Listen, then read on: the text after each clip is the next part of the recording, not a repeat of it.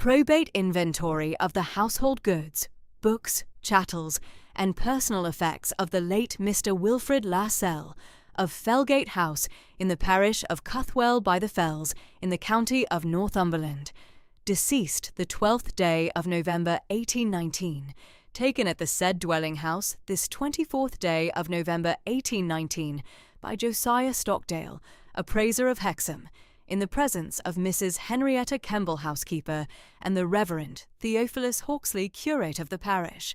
The South Library, 417 volumes bound in calf and morocco, principally classical and theological, including the late Mr. Lascelles' working set of the Greek Fathers, 41 volumes, Oxford, 1761 to 1789, his Cicero, Horace, Tacitus in matching calf bindings, his Cowper and Crabbe complete, his small Italian and French collection of 112 volumes acquired at the Pall Mall booksellers between 1801 and 1817, one mahogany writing table with brass standish, one walnut bookcase of 6 shelves, 2 oxblood leather wing chairs, one small reading lectern of mahogany, one Wedgwood inkwell of dark blue and white, one set of brass fire irons.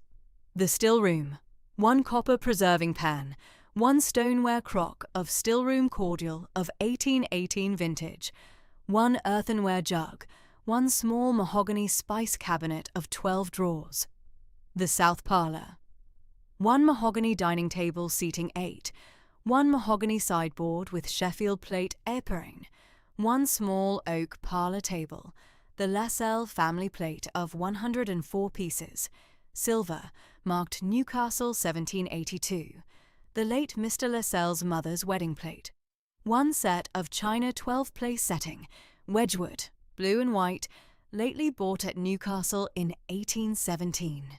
The south bedchamber, 1 mahogany 4-poster with hanging plain cream linen, 1 mahogany dressing table, 1 small mahogany washstand, 1 chest of 3 drawers, the late Mr. Lascelles' Christchurch, Oxford, 1773 commonplace book of 143 pages in plain calf binding, kept at the bedside table. The home pasture, 174 acres of upland fell and stone-walled lower meadow, 12 north country Cheviot sheep, 2 Cleveland Bay carriage horses, 1 bay riding mare, 3 Northumberland Cheviot sheepdogs. Gross appraised value, £3,407, 6 shillings and 9pence, plus £4,200 in the 3% consolidated annuities at the Bank of England. Signed at Felgate House this 24th day of November 1819. Josiah Stockdale, appraiser of Hexham.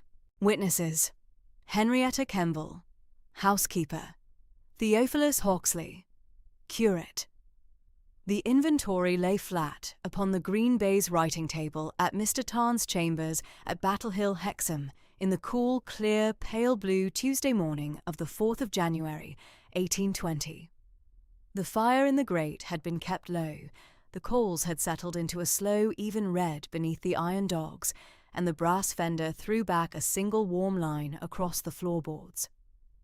Miss Marianne Tremaine sat level upright in measured Northumbrian composure at the chair opposite the writing table, her gloved hands folded one upon the other at her lap, her careful slate-grey eyes following the lines of the appraiser's hand from the south library to the home pasture without hurry. She was 26, 5'5" and upright, soft mid-brown hair pinned smooth at the nape under the dove-grey wool half-mourning bonnet, fair, fine indoor skin lightly weathered from the Northumbrian fell air. Her dove-grey wool half-mourning gown with the clean white linen collar at the throat. That was the whole of her at 26. She had been born at the parsonage at Hexham in the July of 1793, the only surviving child of the Reverend Bartholomew Tremaine, who served as parish curate of St. Cuthbert's at Hexham from 1798 until his long autumnal decline in 1817. Her mother, Mrs. Cornelia Tremaine, née Carberry, had been carried off at 41 by a winter chill in the January of 1810 when Marianne was 17. Her father had followed at 64 in the autumn of 1817, when Marianne was 24, and since her father's burial in the South Churchyard, she had been resident at the lodging house at Battle Hill, belonging to Mrs. Threlkeld, and had served as second mistress at Mrs. Beeden's reading school from the spring of 1818. That was the whole of her history. Mr. Septimus Tarn, the late Mr. Lascelles' solicitor of 32 years' acquaintance, sat at the writing table opposite his client. He was 59, thinning silver-grey hair carefully combed back, careful grey eyes behind the small gold-rimmed spectacles, medium 5'10" upright, plain black, superfine.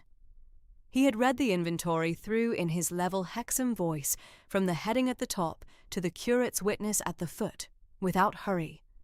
And now he set the page flat upon the green baize at the angle at which he had taken it up, folded his hands, and waited. Marianne drew one careful measured breath at the green baize. She did not yet speak. "You will, I think, Miss Tremaine," Mr. Tarn said at last, in the even Hexham voice he kept for these matters, "wish to have it set out in narrative form, in addition to the form of the inventory, that you may be in full possession of the particulars. I should be obliged to you." "Mr. Tarn." "Then I shall set it out." He drew his chair a careful half-inch nearer the table. The mantel clock at the chamber wall struck the 3/4 hour for the 10:30. "The late Mr. Wilfrid Lascelles, my client of 32 years' service," Mr. Tarn said, "departed this life on Friday the 12th of November last at his country house Felgate House of a long autumnal decline in the 76th year of his age. He was lay resident at the house from his resignation of the living of St. Hildes in the year 1810. Before that, he had served the parish as the vicar from the autumn of 1779. He had never married. He had no surviving issue. The Lascelles' direct line is at the close." Marianne inclined her head once. She did not yet speak. "Before he came north to St. Hildes, Miss Tremaine," Mr. Tarn went on, "Mr. Lascelles was at Christ Church, Oxford, as a senior fellow, and in that capacity he served as your late father, the Reverend Bartholomew Tremaine's tutor in Greek, for the 3 years from your father's matriculation in the Michaelmas of 1773 to the close of his B.A. in the summer of 1776. The two were warmly attached at the college, and from the year 1779, when Mr. Lascelles came up to the curacy, and your father was lately ordained priest at York, the two corresponded quarterly, at Lady Day and at Midsummer, and at Michaelmas and at Christmas, without fail, until your father was carried off in the autumn of 1817. Marianne did not move at the chair. Her careful slate-grey eyes held level at the writing table. 39 years of letters, Mr. Tarn? 39 years, Miss Tremaine. I have at this chamber the bundle of your father's side of that correspondence, kept by Mr. Lascelles in his own hand, and tied in a green ribbon. It will be handed to you at the house itself when you go down. Mr. Lascelles' side will, I expect, be at the parsonage box at Hexham, among your father's effects. I have kept them by me. They are at my lodging. Then the two halves will be reunited at Felgate House. That is in itself a matter. It is a matter. Mr. Tarn folded his hands again.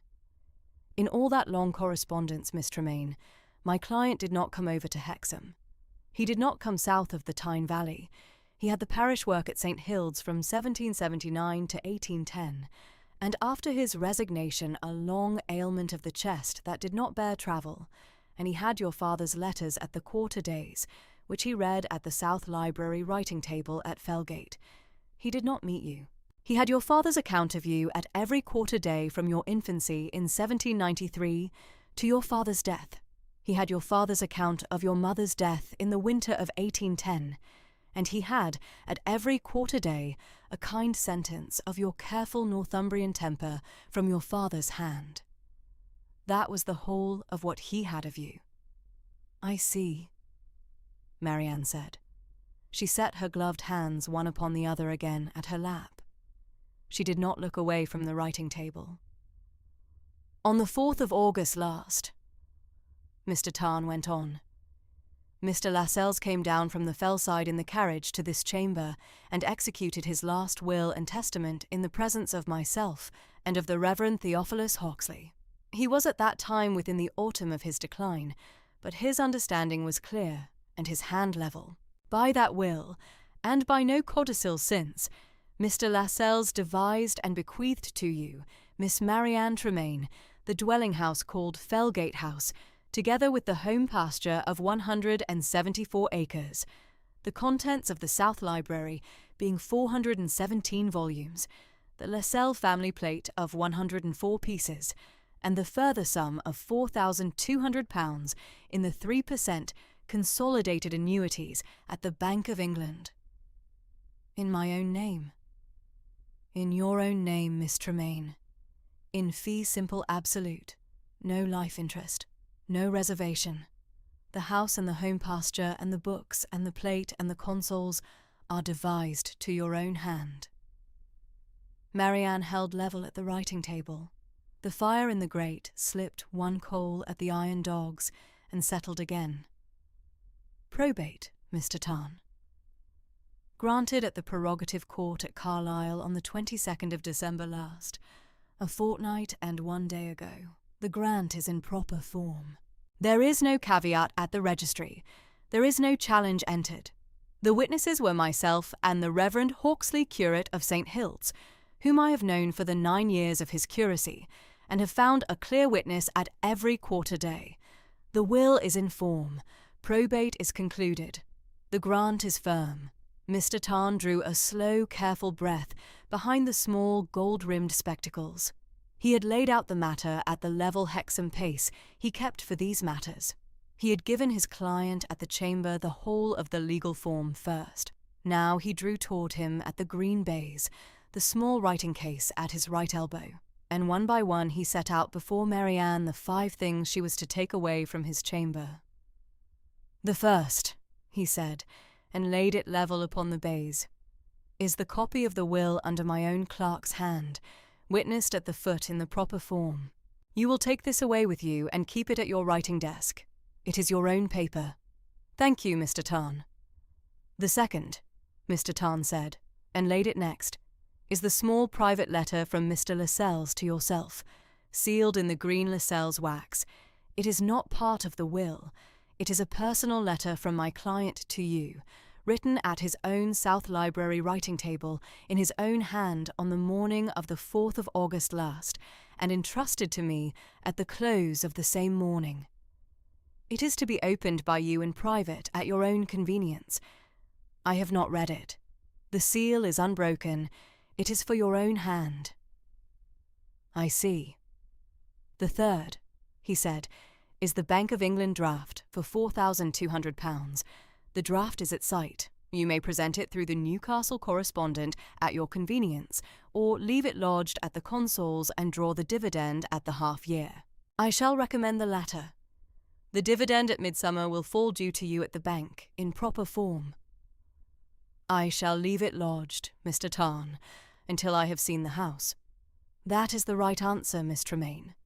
The fourth, he said, and laid them level upon the baize with an even click of metal on green wool, is the keys to Fellgate House upon a brass ring.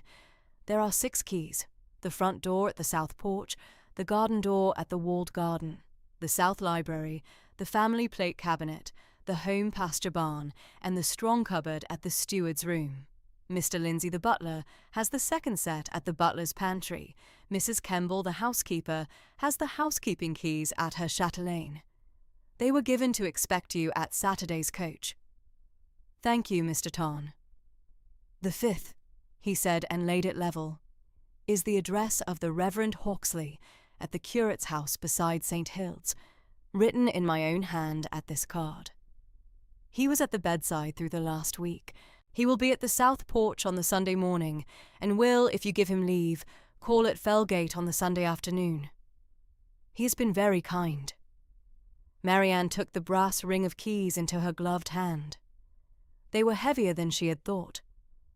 The iron of the front door key was worn smooth at the bow from old use. She set the keys level at her lap. "You have been very clear, Mr. Tarn. It is the matter of clarity, Miss Tremaine, not of speed. There is no hurry at Fellgate.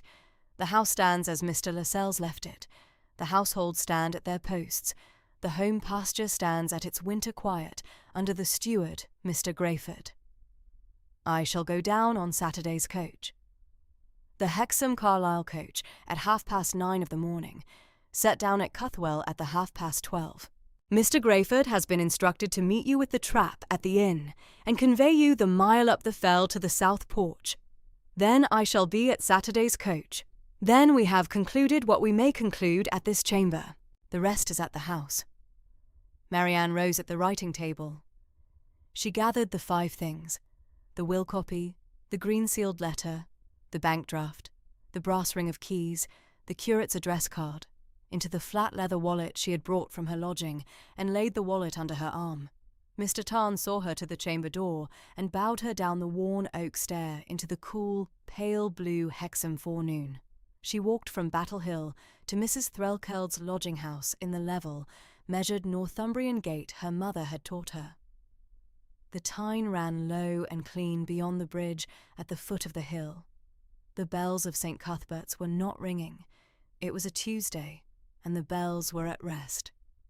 Marianne reached her lodging at noon and was set down at her own parlour at the writing table at the leaded west window.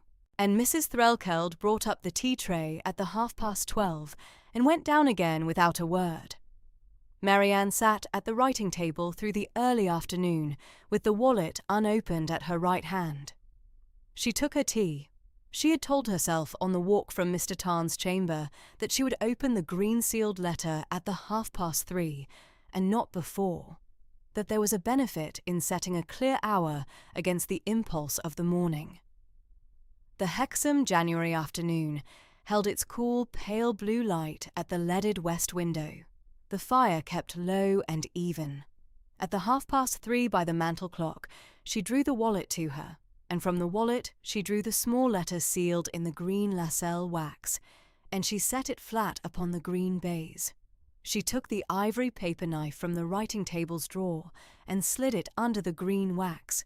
The seal lifted clean. She unfolded the page. It was a single sheet in a thin, upright hand, written at the South Library writing table of Fellgate House on the morning of the 4th of August, 1819. Fellgate House, Cuthwell by the Fells, 4th of August, 1819. My dear Miss Tremaine, I have for 39 years been the silent friend of your father, and through his quarter-day letters from Hexham, I have been at the watch over you from your infancy to this present summer, and I have not in all that long correspondence come over the fells to meet you. The fault is mine. I plead the parish work and an ailment of the chest, but the truer reason is that your father was such a young scholar of careful temper at Christ Church in 1773 that I have, through these long years, preferred to keep him in my mind at the reading table at the South Library at Oxford, rather than risk the lesser figure of my own old age at your parsonage door. It was a poor reason, and I am the poorer for it. I have left to you what is mine to leave. Pray think of Fellgate as your own, and of the South Library as the room your father read in at Oxford when he was 23 and I was 34, and we read Sophocles together at the Christ Church window in the Trinity term of 1775. I am, my dear Miss Tremaine, your father's old tutor and your unknown servant, Wilfrid Lascelles. Marianne read the letter through once. She read it through again. She set the letter level upon the green baize and drew one careful, measured breath. The fire kept low and even at the grate. The cool, pale blue afternoon held its light at the leaded window. The mantel clock struck the 3/4 hour. She rose at the writing table and went to the leaded west window and laid her gloved hand flat against the cold glass for the length of one even breath, and then she returned to the writing table and took up her pen. She wrote, between the Tuesday afternoon and the Friday evening, 3 letters in her level Northumbrian hand. The first letter, written at the late Tuesday afternoon, was to Mr. Tarn at his chamber. She set out that she had received the 5 papers and the keys, that she had read the inventory and the will copy through twice that afternoon, that she would take the 9:30 coach of Saturday the 8th as he had set out, and that she remained his obliged servant. The second letter, written at the Wednesday morning, was to Mrs. Beedon at the reading school. The customary 3 months' notice had already been given in the early October of the foregoing year at Mr. Tarn's earlier inquiry letter, when the matter of the bequest had first been intimated to her as a possibility. Mrs. Beedon had been the kind woman she had always been, and had set the matter at the back of her mind without remark. The Wednesday letter gave the customary 6 weeks' confirmation. Marianne thanked Mrs. Beedon for the 2 years of her employment, set out that her last day at the schoolroom would be the Friday the 7th as previously agreed, said she would call at Mrs. Beedon's house at the Saturday morning before her coach to take her leave in person, and closed her former pupil's affectionate friend. The third letter, written at the Thursday morning, was to her late father's only surviving sister, Mrs. Henrietta Tremaine, lately removed from her widowhood at Hexham to the dower house at her late husband's brother's at Newcastle. Marianne set out the fact of the bequest, the name of the late Mr. Lascelles as her father's tutor in Greek at Christ Church, the form of the will, the grant of probate, her remove to Felgate on the Saturday's coach, and the curate's house as the forwarding address at the first weeks. She closed in the customary form, her affectionate niece. The 3 letters were sealed in red wax at the 4:30 of the Thursday afternoon, and were on the mail at the 5:30. An answer came at the Friday morning from Mrs. Beedon. A kind line expressing her regret at Marianne's going, and her hope that Marianne would write at the first weeks from Felgate, and a longer answer from Mr. Tarn, confirming that he had set word ahead to Mr. Grayford and Mr. Lindsay, that the Reverend Hawksley would call at the South Porch at Sunday's morning service, and that he himself would come over at the close of the first month to settle the remaining matters of the consols and the Newcastle bank correspondent. There was as yet no answer from Newcastle. The post took 2 days. On the Friday afternoon of the 7th, Marianne walked to Mrs. Beedon's house at the close of the school day and took her leave of Mrs. Beedon and of the second class at the schoolroom door. The girls had brought her a careful posy of winter rosemary tied with a strip of dove-grey ribbon. She took it in her gloved hand and thanked them at the level Northumbrian voice. She did not give way at the door. She walked back to Mrs. Threlkeld's at the level measured pace her mother had taught her, and gave Mrs. Threlkeld the last week's rent at the parlour door, and went up to her room to see to the trunks. By the close of the Friday afternoon, 2 corded trunks and a stout leather hold-all stood in the south hall of Mrs. Threlkeld's lodging-house, labelled in Marianne's level upright hand, Miss Marianne Tremaine, Felgate House, Cuthwell by the Fells, by the 9:30, Hexham Carlisle coach of the Saturday the 8th of January, 1820. The dove-grey half-mourning gown that she would wear at the coach hung at the press in her bedchamber under a clean white linen sheet. The careful flat leather wallet with the will copy, the green-sealed letter now refolded, the bank draft, the brass ring of keys, and the Reverend Hawksley's address card lay at the bedside table beside the worn leather Bible her mother had given her in the spring of 1809. At the Friday evening at the 6:30, Marianne took her supper alone at the parlour writing table by the leaded west window. The cool, pale blue Hexham afternoon had drawn down into the early January dusk. The lodging-house boy had brought up the 2 candles and gone down again, the fire kept low and even at the grate. Marianne sat in the level measured Northumbrian composure her mother had taught her at the parsonage, her gloved hands one upon the other at her lap, her careful slate-grey eyes very level at the dim window glass, and waited for the morning.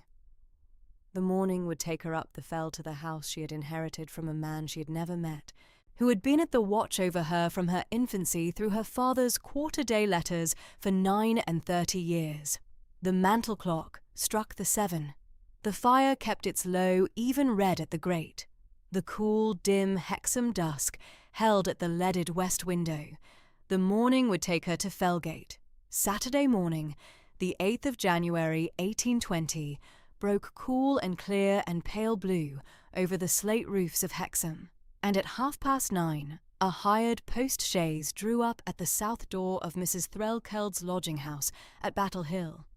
Marianne, in her dove-grey wool half-mourning beneath the thick travelling cloak her mother had given her in the spring of 1809, took her leave of Mrs. Threlkeld at the lodging-house parlour with measured Northumbrian thanks for the 2 years' kind shelter. The lodging-house boy carried out the 2 corded trunks and the stout leather hold-all and set them at the boot of the chaise. The chaise-boy handed Marianne up to the inside place. Mrs. Threlkeld pressed a hot brick wrapped in flannel against her boots and set a small parcel of buttered Northumbrian gingerbread upon the cushion beside her for the road. The door was shut, the horses moved off at a level Hexham pace, down Battle Hill into the cool, pale blue forenoon. The road bore west out of Hexham along the south bank of the Tyne, the river running low and clean at the leafless alder, the leafless hedges set black against the pale blue winter sky. Marianne sat level upright at the inside seat, with her gloved hands folded one upon the other at her lap, and her careful, slate-grey eyes very level at the off window. She did not weep. She had not wept at the schoolroom door on the Friday afternoon when she had taken her leave of the 2nd class, and she had not wept at Mrs. Threlkeld's parlour door at the 9:30, and she did not weep now. She was sensible of an alteration she had not yet named, but she was, in her own measured Northumbrian composure, ready to meet it. The flat leather wallet with the will copy and the green-sealed letter refolded, and the bank draft and the brass ring of keys and the curate's address card lay against her side beneath the fold of her cloak. At the village of Corbridge, the chaise turned in beneath the painted sign of the King's Arms at the 10:30 of the forenoon, and Marianne took her breakfast at the front parlour of the coaching inn: hot tea, a plate of buttered Northumbrian oatcake, a modest dish of preserved bilberries. The landlady, a level-eyed Northumbrian woman in clean dark print, addressed her as Madam and did not press her with talk. Marianne was obliged for it. She paid her shilling, took up her cloak, and was at the chaise again within the half-hour. She had asked the landlord at the King's Arms to hire her on a fresh pair for the long pull up the South Tyne valley. He had set them to the chaise himself. From Corbridge, the road bore west by south along the South Tyne, the great curve of the river falling away to the leafless meadow at her left hand, the long fells rising up to her right in their winter pale blue. The leafless ash coppice and the leafless rowan came up and fell behind. Marianne watched the fells take shape through the cool, clear January light, the leafless oak at the lower slopes, the long stone walls measured at the upland fields, the slate-grey villages set close at the river crossings. She did not press at the off-glass. She had at her side the wallet. She had at her mind the South Library writing-table at Fellgate House, at which the late Mr. Lascelles had read her father's quarter-day letters for 39 years. She had at her hand the brass ring of keys upon which her own gloved fingers had closed twice at the inside seat to feel that they were there. At Barden Mill, the road bent north and dropped down through the leafless beach to the river crossing, and the chaise rolled across the long stone bridge of the South Tyne at the 1:30. Beyond the bridge, the lane climbed sharp out of the valley by the fell lane to Cuthwell by the Fells. The chaise took it at a level pace. The leafless rowan and ash coppice rose on either hand. The South Tyne valley fell away to the south at every turn of the lane. The long upland fell stood blue at the northern horizon under a pale winter sun. The chaise boy held his pair at the rein. The wheels turned over the cold lane stones. At 3 o'clock, the chaise turned in beneath the worn, lichened gate pier of Fellgate House and ran up the modest carriage drive between the leafless rowan coppice on either hand. The drive bent twice. At the second bend, Marianne, at the off window of the chaise, looked out for the first time upon the house she had inherited from the man she had never met. It stood square upon the south slope of the Fellside, above the South Tyne, a 3-storey Fellside house of dressed Northumbrian sandstone, 2.5 stories with the attic dormer row at the slate-hipped roof.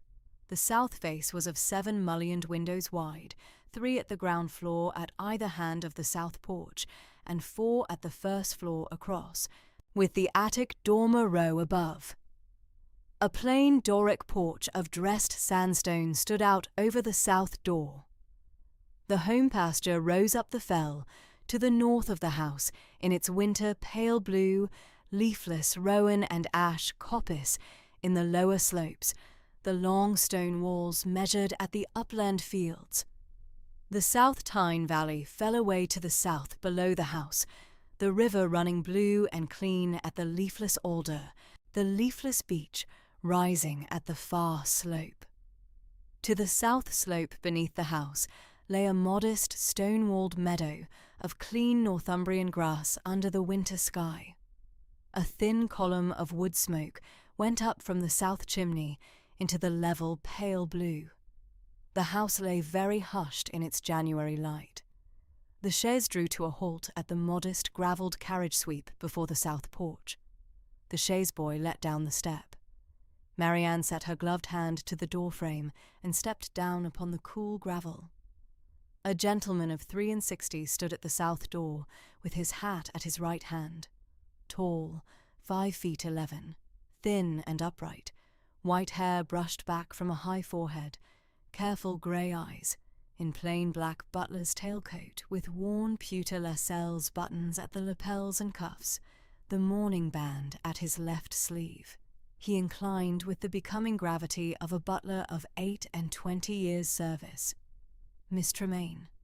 Lindsay, at your service. I had the keeping of the late Mr. Lascelles's south door these 28 years past. Pray be welcome at Fellgate. Marianne inclined to him in level Northumbrian thanks. He bowed her up the 3 shallow stone steps and into the south hall. The hall was wainscoted in dark Northumbrian oak at the lower half, the floor of dressed slate set in measured Northumbrian chequer, a coal fire settled in the dressed sandstone hearth at the east wall. The hall smelt of beeswax and coal smoke, and the faint clean tang of the fell air at the open south door. At the foot of the oak staircase, a woman of 57 stood upright, iron grey hair beneath a clean white linen cap, careful pale blue eyes, very level, sturdy 5 feet 4 with the back unbent, in slate blue serge half-mourning with the white lawn fichu pinned at the throat, the modest brass chatelaine at her hip. She inclined. Miss Tremaine, Mrs. Kemble, at your service. I had the housekeeper's keys at this house for the late Mr. Lascelles these 24 years past. The household stands ready at your direction.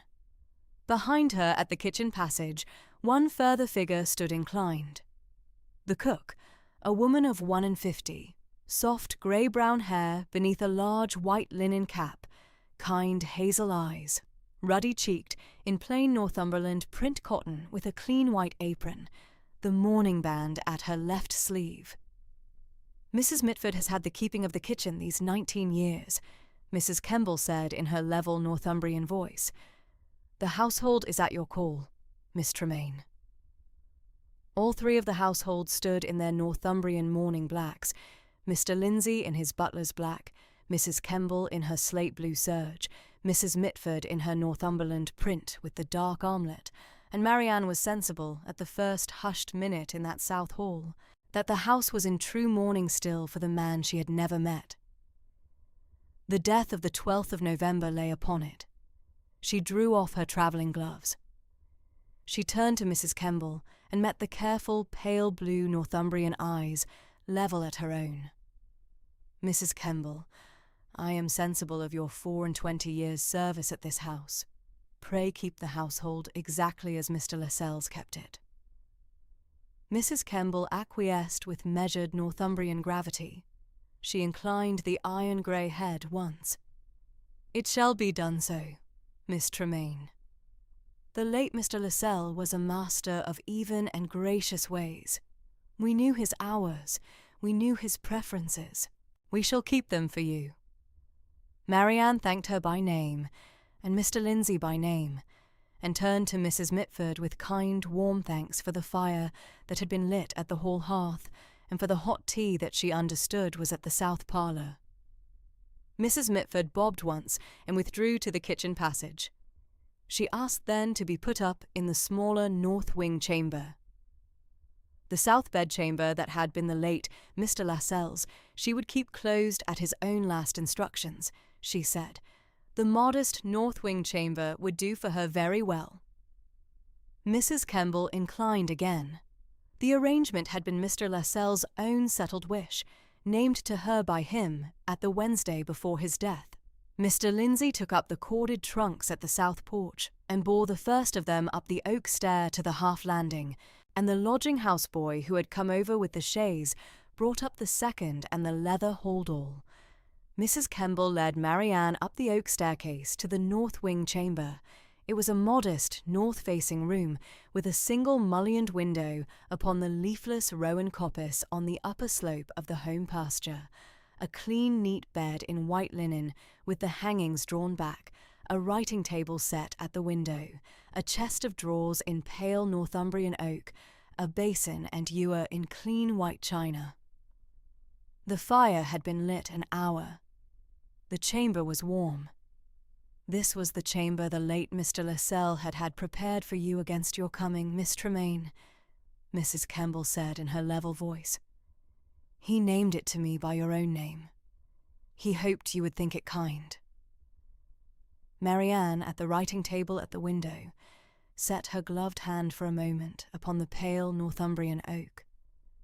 She did not weep. She said in a level, measured voice, "I think it very kind, Mrs. Kemble. Pray thank Mrs. Mitford for the fire." Mrs. Kemble inclined and withdrew.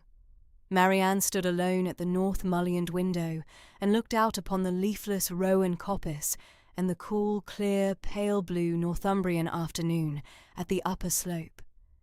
She drew one careful, even breath. Then she turned back from the window and set about the work of her unpacking.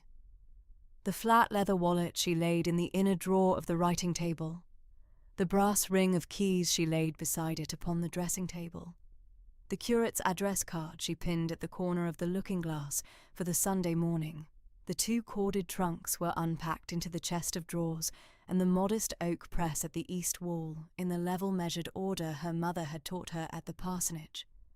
By the 4:30, the unpacking was done. She went down to the south parlour at the 5:30 at Mr. Lindsay's level summons. The south parlour was a measured room of 7 mullioned windows along the south wall, the dark Northumbrian oak shelving at the side walls full of the late Mr. Lascelles' crab and cowper. A coal fire settled in the dressed sandstone hearth at the west wall, the mahogany dining table set for one at her own place at the south window. Mrs. Mitford had given her a careful Northumbrian supper of hot mutton broth, a plate of boiled Cheviot mutton with caper sauce, a dish of mashed turnips, and a modest dish of baked Northumbrian apples.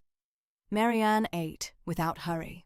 Mr. Lindsay served at her elbow in his level 28 years' practice. The cool, dim January dusk lay at the south mullions.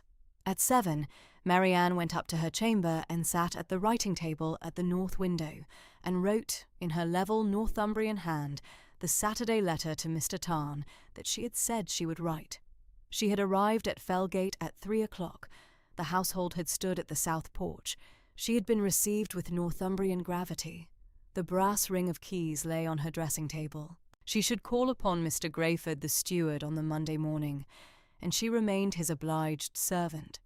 She sealed the letter in red wax and set it at the writing table for the Sunday post. The mantel clock at the chamber wall struck the 9. She read the 8th chapter of the 2nd epistle of St. Paul to the Corinthians at her mother's worn leather Bible. For ye know the grace of our Lord Jesus Christ, that, though he was rich, yet for your sakes he became poor, that ye through his poverty might be rich. And laid the Bible level upon the bedside table, and put out the candle. The fire kept its low, even red at the grate, the cool, dim Northumbrian dusk held at the north window. Marianne lay level upright at the white linen pillow, with her gloved hands folded one upon the other at the coverlet, and waited for the morning. Sunday the 9th of January broke fair and cool and pale blue, with a thin white frost upon the home pasture grass at the upper slope. At 9:30, Mrs. Mitford brought up the hot tea and the buttered Northumbrian oatcake at the chamber door, and at 10:30, Marianne walked the lane down from Fellgate to the parish church of St. Hildes at Cuthwell by the Fells, with Mrs. Kemble 3 paces behind. The lane fell down through the leafless rowan coppice and crossed the modest stone bridge of the Fellside beck, and rose again to the south porch of the parish church. The Lascelles pew at the south aisle had been kept for her. Mrs. Kemble took the pew behind. Mr. Lindsay, who had walked down by the upper lane, stood at the south aisle as Marianne came in, and inclined the white head once, and took his own place at the row behind Mrs. Kemble. The Reverend Theophilus Hawksley was at the chancel when Marianne came in. He was a gentleman of 54, soft, sandy grey hair, finely thinning at the crown, careful blue-grey eyes behind the gold-rimmed spectacles, weathered Northumbrian skin, a long, mild, clean-shaven face of about 5'10" and thin and slightly stooped, in plain black cassock with white linen surplice. His voice at the second lesson was even and kindly. He preached for the half of 20 minutes from the 2nd of Corinthians on the becoming temper of patience under the hand of Providence. The parish took a careful measure of their new mistress, without unkindness. After the service, the Reverend Hawksley met her at the south porch with mild Northumbrian gravity. Miss Tremaine, you are very welcome at Cuthwell. I am Theophilus Hawksley, curate of this parish these 9 years past. I had the honour of your late benefactor's friendship at his bedside through the last week, and the further honour of being one of the witnesses to his will at Mr. Tarn's chamber in August last. Pray do me the kindness of letting me call at Fellgate at the Sunday afternoon at the 3:30. Marianne accepted in mild and equable thanks. The Reverend inclined and stepped back from the porch. She walked the lane back up to Fellgate at the level measured pace her mother had taught her at the parsonage, Mrs. Kemble 3 paces behind, Mr. Lindsay by the upper lane. The pale blue Northumbrian morning lay clear above the South Tyne valley. The leafless rowan coppice rose on either hand. The chimney smoke of Fellgate went up from the south chimney into the level pale blue. The Reverend Hawksley called at Fellgate at the 3:30. Marianne received him at the South Library, a long south-facing room of dark Northumbrian oak shelving, with the 417 volumes set in their measured order under the late Mr. Lascelles' own hand, the mahogany writing table at the south mullion, the 2 ox-blood leather wing-chairs at the dressed sandstone hearth, the Wedgwood inkwell of dark blue and white, set level at the writing table. Mr. Lindsay brought up the tea-tray and withdrew. The Reverend gave her, in his level, even voice, a careful account of the late Mr. Lascelles' last week, the kind hand he had held at the bedside, the careful settling of his earthly accounts at the Wednesday before, the level peace at the Friday evening when the long autumnal decline had drawn to its close. Marianne heard him through with measured Northumbrian gravity. She thanked him by name. He took his leave at the south porch at the 4:30, and she was at the south library at the writing table again by the close of the afternoon, with the south mullion light fallen to the early dusk. Monday the 10th of January at 10 of the clock, Mr. Grayford the steward waited upon Marianne at the south library. He was a gentleman of 58, sturdy, 5'10", and upright, soft mid-brown hair, just brushing his collar, careful blue-grey eyes, weathered Fellside tanned skin from 22 winters at the home pasture, a mild, firm mouth, in plain olive-drab Northumbrian shooting coat over a plain buff waistcoat, the mourning band at his left sleeve. He inclined to Marianne at the south library with the becoming gravity of a Fellside steward of 22 years' service. Miss Tremaine, Grayford, at your service. I had the keeping of the home pasture for the late Mr. Lascelles these 22 years past. The land stands at its winter rest. I am at your call for the walk of the boundary at your own appointed hour. Marianne inclined and said she should be obliged to him if he would walk her the boundary at the present hour. She drew on her thick travelling cloak and her stout walking boots, took up her gloves, and went out by the south porch with Mr. Grayford at her left hand. He carried the long blackthorn Fellside staff he had carried at the home pasture for 22 years. They turned by the modest stone-walled meadow at the south slope and went up the lane to the home pasture. He gave her, in his level Northumbrian voice, the full account of the land as they walked the boundary. The whole holding was 174 acres of upland, fell and stone-walled lower meadow, as named at the probate inventory of the 24th of November, and Mr. Grayford had carried the boundary of it in his head these 22 years past. The home pasture proper rose up the south face of the fell behind the house from the modest stone-walled meadow at the south slope to the heather line at the upper march. They walked the lower march first, the stone-walled meadow that fell south from the house to the lane, a level field of clean Northumbrian grass for the bay riding mare and the 2 Cleveland Bay carriage horses. The stone wall measured at the south boundary at 4'6" in the Northumbrian manner.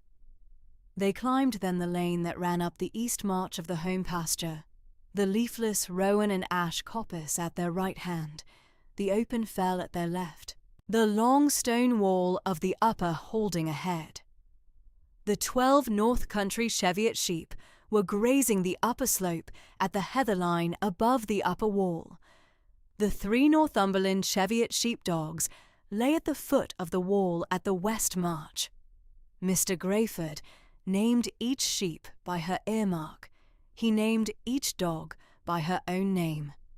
At the upper march, they turned west.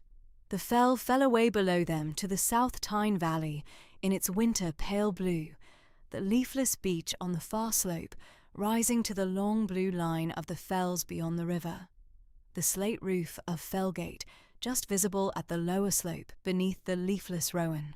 The cool, clear January wind came up from the river. Marianne, at the upper wall in her thick travelling cloak, drew one careful, even breath of the fell air, and was sensible at that moment that the land was hers. Mr. Grayford named the upper march. He named the west march. He named the lower march to the lane. They came down by the west lane, between the leafless ash coppice and the lower meadow, and were at the south porch again by the 12:30. Marianne thanked Mr. Grayford by name.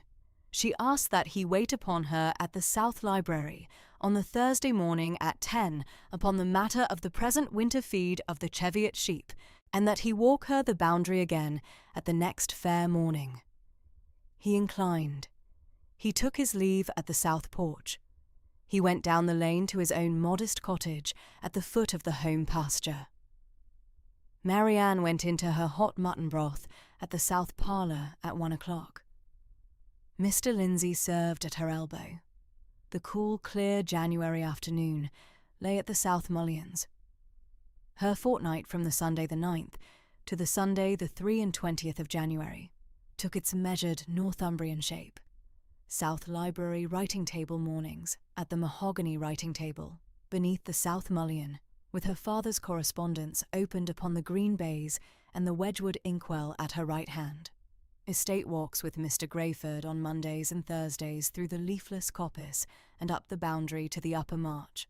Mild attendance at Mrs. Kemble's careful household accounts at the housekeeper's room on Tuesday afternoons. The Wednesday hour at Mrs. Mitford's kitchen at the Northumbrian provisioning. The Friday afternoon at the South Parlour, writing the level Hexham Post to Mr. Tarn at his chamber, and the kind Hexham Post to Mrs. Beedon at the reading school. The customary Sunday morning at St. Hilde's, where the Lascelles pew at the south aisle had been kept her, these 3 Sundays passed at the Reverend Hawksley's level even hand. The 2 weeks passed in this even-measured Northumbrian shape. Sunday the 23rd of January broke cool and clear and pale blue at the North Mullion window. At 10:30, Marianne walked the lane, down from Felgate to St. Hilde's, with Mrs. Kemble 3 paces behind, and Mr. Lindsay by the upper lane, and took the Lascelles pew at the south aisle for the 3rd Sunday since her coming. The Reverend Hawksley preached from the 3rd chapter of the book of Ecclesiastes upon the becoming temper of everything to its season.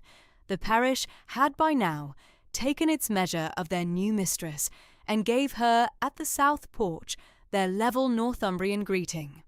Mrs. Halliwell of the upper farm inclined, and named the kind warm Sunday tea at her own parlour at the next month. Mr. Renwick of the lower mill inclined and named his service at the parish bench. The schoolmaster Mr. Hewitson inclined, and named the parish school at the lower lane. Marianne answered each by name, with measured, equable thanks. After the service, Marianne walked the lane back to Felgate with Mrs. Kemble 3 paces behind. The afternoon was cool, clear, pale blue. The leafless rowan and ash coppice rose on either hand of the lane. The slate roof of Felgate came up at the lower slope through the leafless coppice. The chimney smoke went up from the south chimney into the level pale blue. Marianne walked at the level, measured Northumbrian pace her mother had taught her at the parsonage. Her gloved hands lay folded one within the other at the front of her cloak. Her careful slate-grey eyes held the lane ahead. At the foot of the 3 shallow stone steps of the south porch, Marianne stopped. She turned upon the cool gravel and looked south across the modest stone-walled meadow at the south slope, and the home pasture, and the lower fell down to the long shallow line of the South Tyne valley below, the river running blue and clean at the leafless alder, and beyond it to the leafless Northumbrian beeches rising at the far slope in their winter pale blue. The afternoon sun lay pale blue and cool over the home land. The January air was clean and cold at her face. She drew one careful, even breath of the fell air. She was settled at Felgate.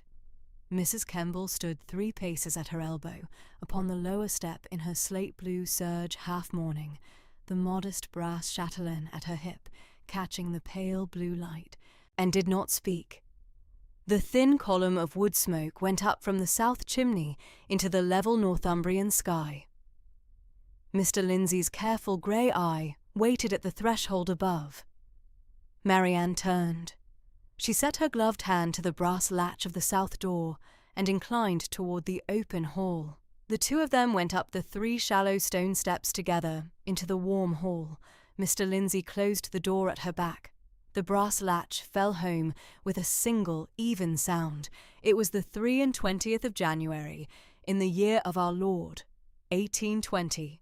Miss Marianne Tremaine, 26, late of Mrs. Threlkeld's lodging-house at Battle Hill at Hexham, and late second mistress at Mrs. Beedon's reading school, was at her own South Hall at Felgate House, in the parish of Cuthwell by the Fells in the county of Northumberland, and the measured Northumbrian shape of the house lay level about her shoulders, like the dove-grey wool of her own half-mourning.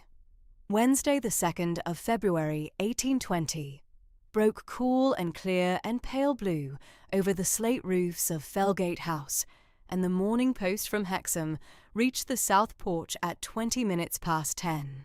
Mr. Lindsay brought it up by the oak stair to the south library and laid it level upon the green baize at Marianne's right elbow. The bag was a thin one. A note from Mrs. Beedon at the Hexham Reading School. A bill from the Cuthwell saddler for the repair of the bay riding mare's saddle girth.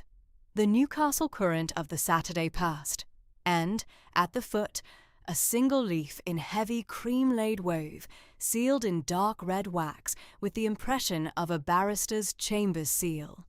A shield surmounted by the cipher F, the seal of one Mr. Felton of Furnival's Inn, Holborn. Marianne was at the South Library, writing table at the south sash window in dove-grey wool, half mourning with the clean white linen collar, the soft mid-brown hair pinned smooth at the nape, her late mother's small jet locket beneath the bodice. She set the other letters aside, took up the heavy cream-laid leaf, broke the dark red seal with her late father's ivory paper knife, and laid the letter flat upon the green baize. It was written in a thin, clerical italic, the hand of a Furnival's Inn copying clerk, and dated at the head, the 29th of January, 1820. She read it through once at the writing table. Felton of Furnival's Inn, Holborn. The 29th day of January, 1820. To Miss Marianne Tremaine at Fellgate House in the parish of Cuthwell by the Fells in the county of Northumberland.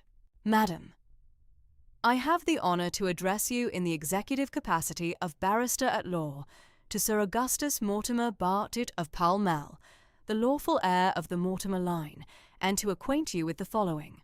That my client is advised, upon the careful perusal of the Lascelles title deeds at Doctors' Commons, that the bequest of Fellgate House and the home pasture, by the will of the late Mr. Wilfrid Lascelles, of the 4th of August last, is in 3 particulars at law open to challenge. First, that the Mortimer Lascelles marriage settlement of the 11th of April 1762, executed at the marriage of Mr. Lascelles' elder sister with my client's late grandfather, reserved a tail-male reversion to the Mortimer line, by which reversion the said house and pasture are vested at the death of the late Mr. Lascelles in my client as the surviving Mortimer heir. Second, that the late Mr. Lascelles, by the terms of the said settlement, had no power of devise to a stranger to either the Mortimer or the Lascelles family, and his purported devise to yourself, being a stranger to both lines, is at law void. Third, that the said will of the 4th of August, 1819, was procured by the Reverend Theophilus Hawksley, curate of the parish, and Mrs. Henrietta Kemble, housekeeper of the said dwelling house, by undue influence at the testator's deathbed, the testator being then of an enfeebled mind in the long illness which carried him off in November.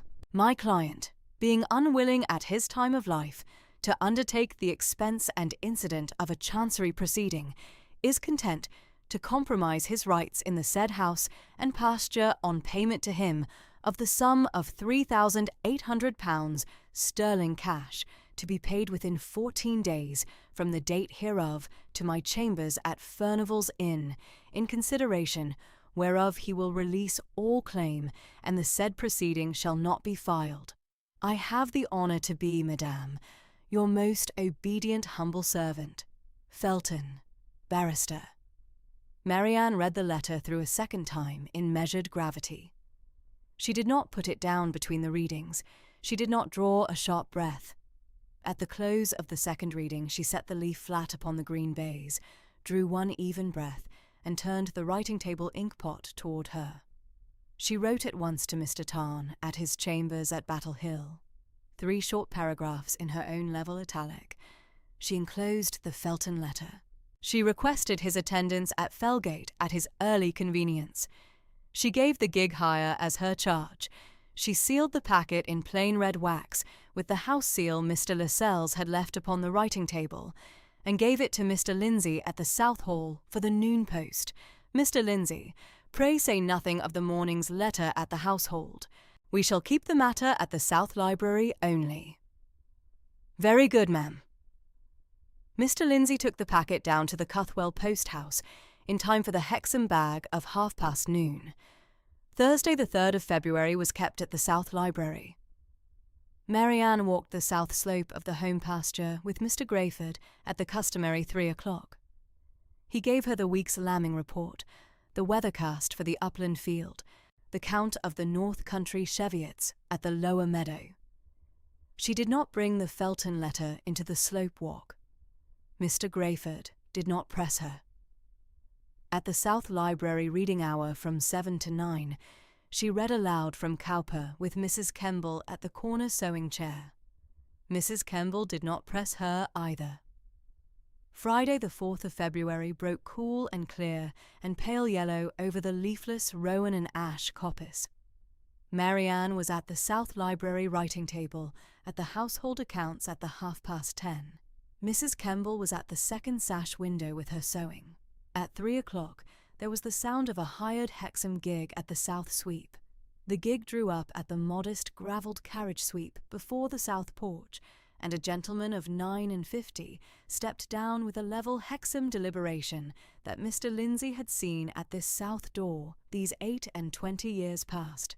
Thinning silver-grey hair carefully combed back, careful grey eyes behind small gold-rimmed spectacles, fair indoor pallor, medium 5'10" upright, in plain black, superfine over a plain buff waistcoat, the long red-taped portfolio of the Lascelles papers under his left arm.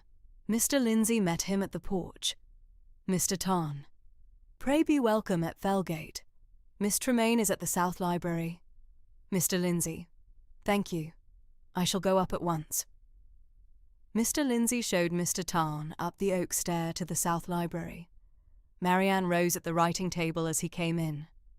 Mrs. Kemble was at the second sash window, with her sewing in measured chaperonage. The ox-blood leather wing-chair had been set at Marianne's right hand at the green baize. Mr. Tarn inclined to Marianne, inclined to Mrs. Kemble, and took the chair.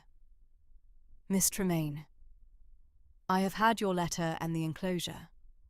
I have brought up from Battle Hill the 1762 settlement papers, the Chamber's attendance book of the 4th of August last, and Reverend Hawksley's signed attestation. Pray let me read the Felton letter through at the green baize first, in your own hearing, and then I shall give you the level Hexham answer to each ground in succession. I am content, Mr. Tarn. Pray proceed. He took the leaf up. He read it through at the green baize without comment, his careful grey eyes moving level along the lines behind the gold-rimmed spectacles, the long Hexham scholar's face giving no sign at the third ground. He set the letter flat, folded his hands above it, and met Marianne's slate-grey eyes level above the gold rims. Miss Tremaine, the Felton letter is a Furnival's Inn letter of the lower description. Mr. Felton has not had a brief at Chancery these 4 terms past. His 3 grounds I shall take in their order. He drew the red-taped portfolio toward him and untied the tape. Ground 1. The 1762 Mortimer Lascelles marriage settlement. I have here, copied from the original at Doctors' Commons by my managing clerk, Mr. Heatherton, and certified at the foot in my own hand, the 23 folios. Pray observe at folio 17 the limitation clause. He laid the folios upon the green baize, turned to folio 17, and read aloud the clause in his level Hexham voice. And it is hereby further declared that the limitations and uses herein contained shall be a strict settlement for 2 generations only, that is to say, upon the heirs male of the body of the said Wilfrid Lascelles, and upon the heirs male of the body of the said Sir Hubert Mortimer, and at the death of the survivor of the said 2 heirs male, the said settlement and the said reversion clause herein above reserved shall absolutely cease and determine. He paused, The settlement is a strict settlement for 2 generations only. Sir Augustus's father, Sir Frederick Mortimer, was the surviving heir male of the 2 lines. Sir Frederick died at his house in Pall Mall on the 3rd of October 1798. At that date, the reversion clause expired by the express terms of the settlement. I have here the entry in the Lascelles family Bible in the late Mr. Lascelles' own hand, October 1798. Sir Frederick Mortimer died this 3rd day. The 1762 reversion clause is at this date spent. The first ground is at law without foundation. He laid the folios at his right hand. Ground 2. The supposed want of power of devise to a stranger. This ground falls with the first. The 1762 settlement having ceased at October the 1798, Mr. Lascelles held Felgate House and the home pasture from that date in fee simple absolute, with full power of devise to whomsoever he might choose. The second ground is at law without foundation. He drew the second item from the portfolio, a thin cloth-bound volume in plain red boards. Ground 3. The supposed undue influence at the deathbed.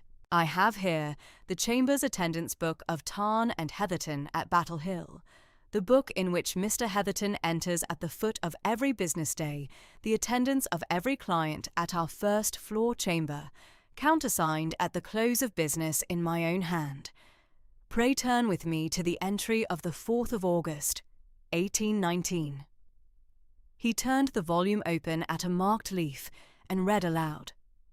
Wednesday, the 4th of August, 1819. Attendance at the first floor chamber at Battle Hill, 10 o'clock to 1/2 noon. Mr. Wilfrid Lascelles, Reverend Theophilus Hawksley, attending at the testator's request as the 3rd witness. Mr. Septimus Tarn, solicitor. Mr. Reuben Heatherton, managing clerk. Business. The execution of Mr. Lascelles' will of this date. The testator drove in from Cuthwell by the Fells at 9:30 in his bay riding trap, with Mr. Grayford at the rein. He read the will himself through twice at the writing table, and signed at 3 places at 11:30.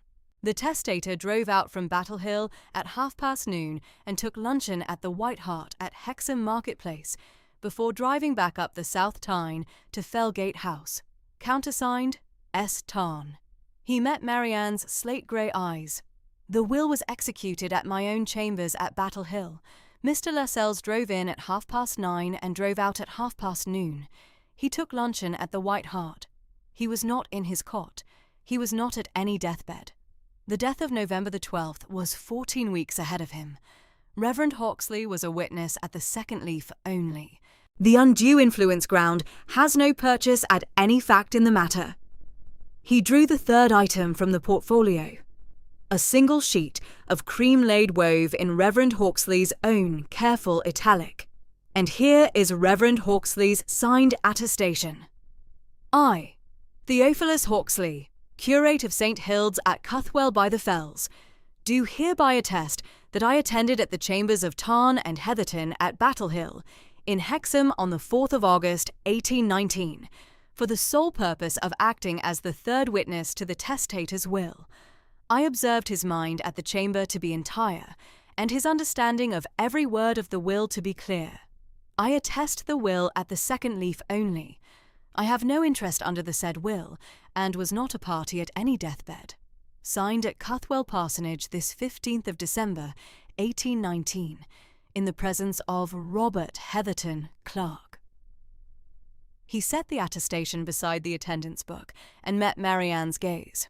Miss Tremaine, the 3 grounds are at law indefensible. The Felton letter is a speculative letter of the kind that Furnival's Inn gentlemen of his standing send out to legatees in the hope of a £3,000 or £4,000 compromise on a chancery threat they cannot make good. I shall, with your leave, answer it in the level Hexham fashion. Marianne had heard him through level upright at the writing table. She did not draw a sharp breath at any of the 3 grounds. She inclined. Mr. Tarn, the grounds appear to me to be at law indefensible. Pray answer Mr. Felton in measured Hexham fashion. Enclose the certified copies. Make it clear at the foot that I shall not pay sixpence to secure the withdrawal of a chancery proceeding that the gentleman cannot bring. The mild, firm gravity of her Northumbrian register held at every word. Very good, ma'am. I shall draft the answer on Monday at the writing table at Battle Hill and post it that afternoon by the South Mail. Mr. Tarn took tea with Marianne and Mrs. Kemble at the South Library at 4. He took his leave at the South Porch at 5:30 and drove back down the Fell Lane to Hexham in the cool, pale blue Northumbrian evening. Monday the 7th of February broke cool and clear and pale yellow over the leafless Rowan coppice. Mr. Tarn, at his Battle Hill writing table, drafted the formal answer on the Tarn and Heatherton letterhead in 4 numbered paragraphs.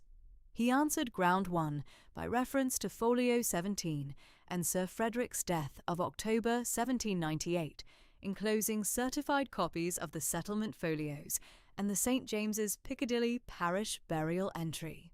He answered ground 2 as falling with ground 1. He answered ground 3 by reference to the Chamber's attendance book and to Reverend Hawksley's signed attestation, enclosing certified copies of each.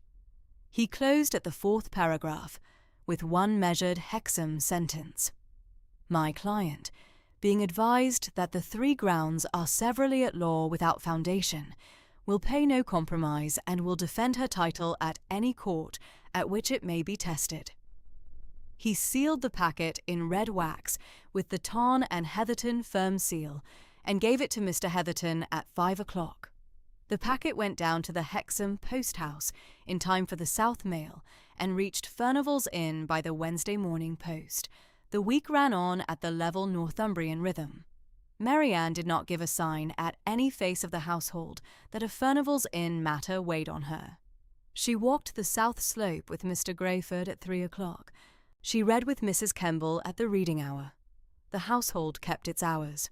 Tuesday the 15th of February 1820 broke cool and clear and pale blue over the South Tyne Valley. Marianne was at the South Library writing table at the household accounts at the 10:30. Mrs. Kemble was at the second sash window with her sewing.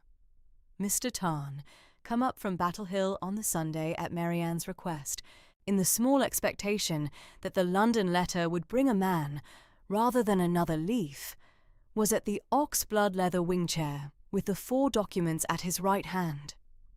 At 11:30 there was the sound of a hired post-chaise at the south sweep.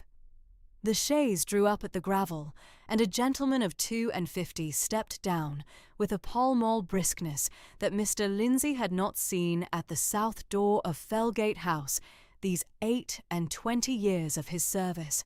He was a man of medium 5'9" upright, with a Pall Mall paunch beneath the waistcoat. His sandy, thinning hair was carefully oiled forward at the brow. His complexion was florid and sallow, with broken veins high at the cheek. His chin was weak and narrow. The upper lip was long.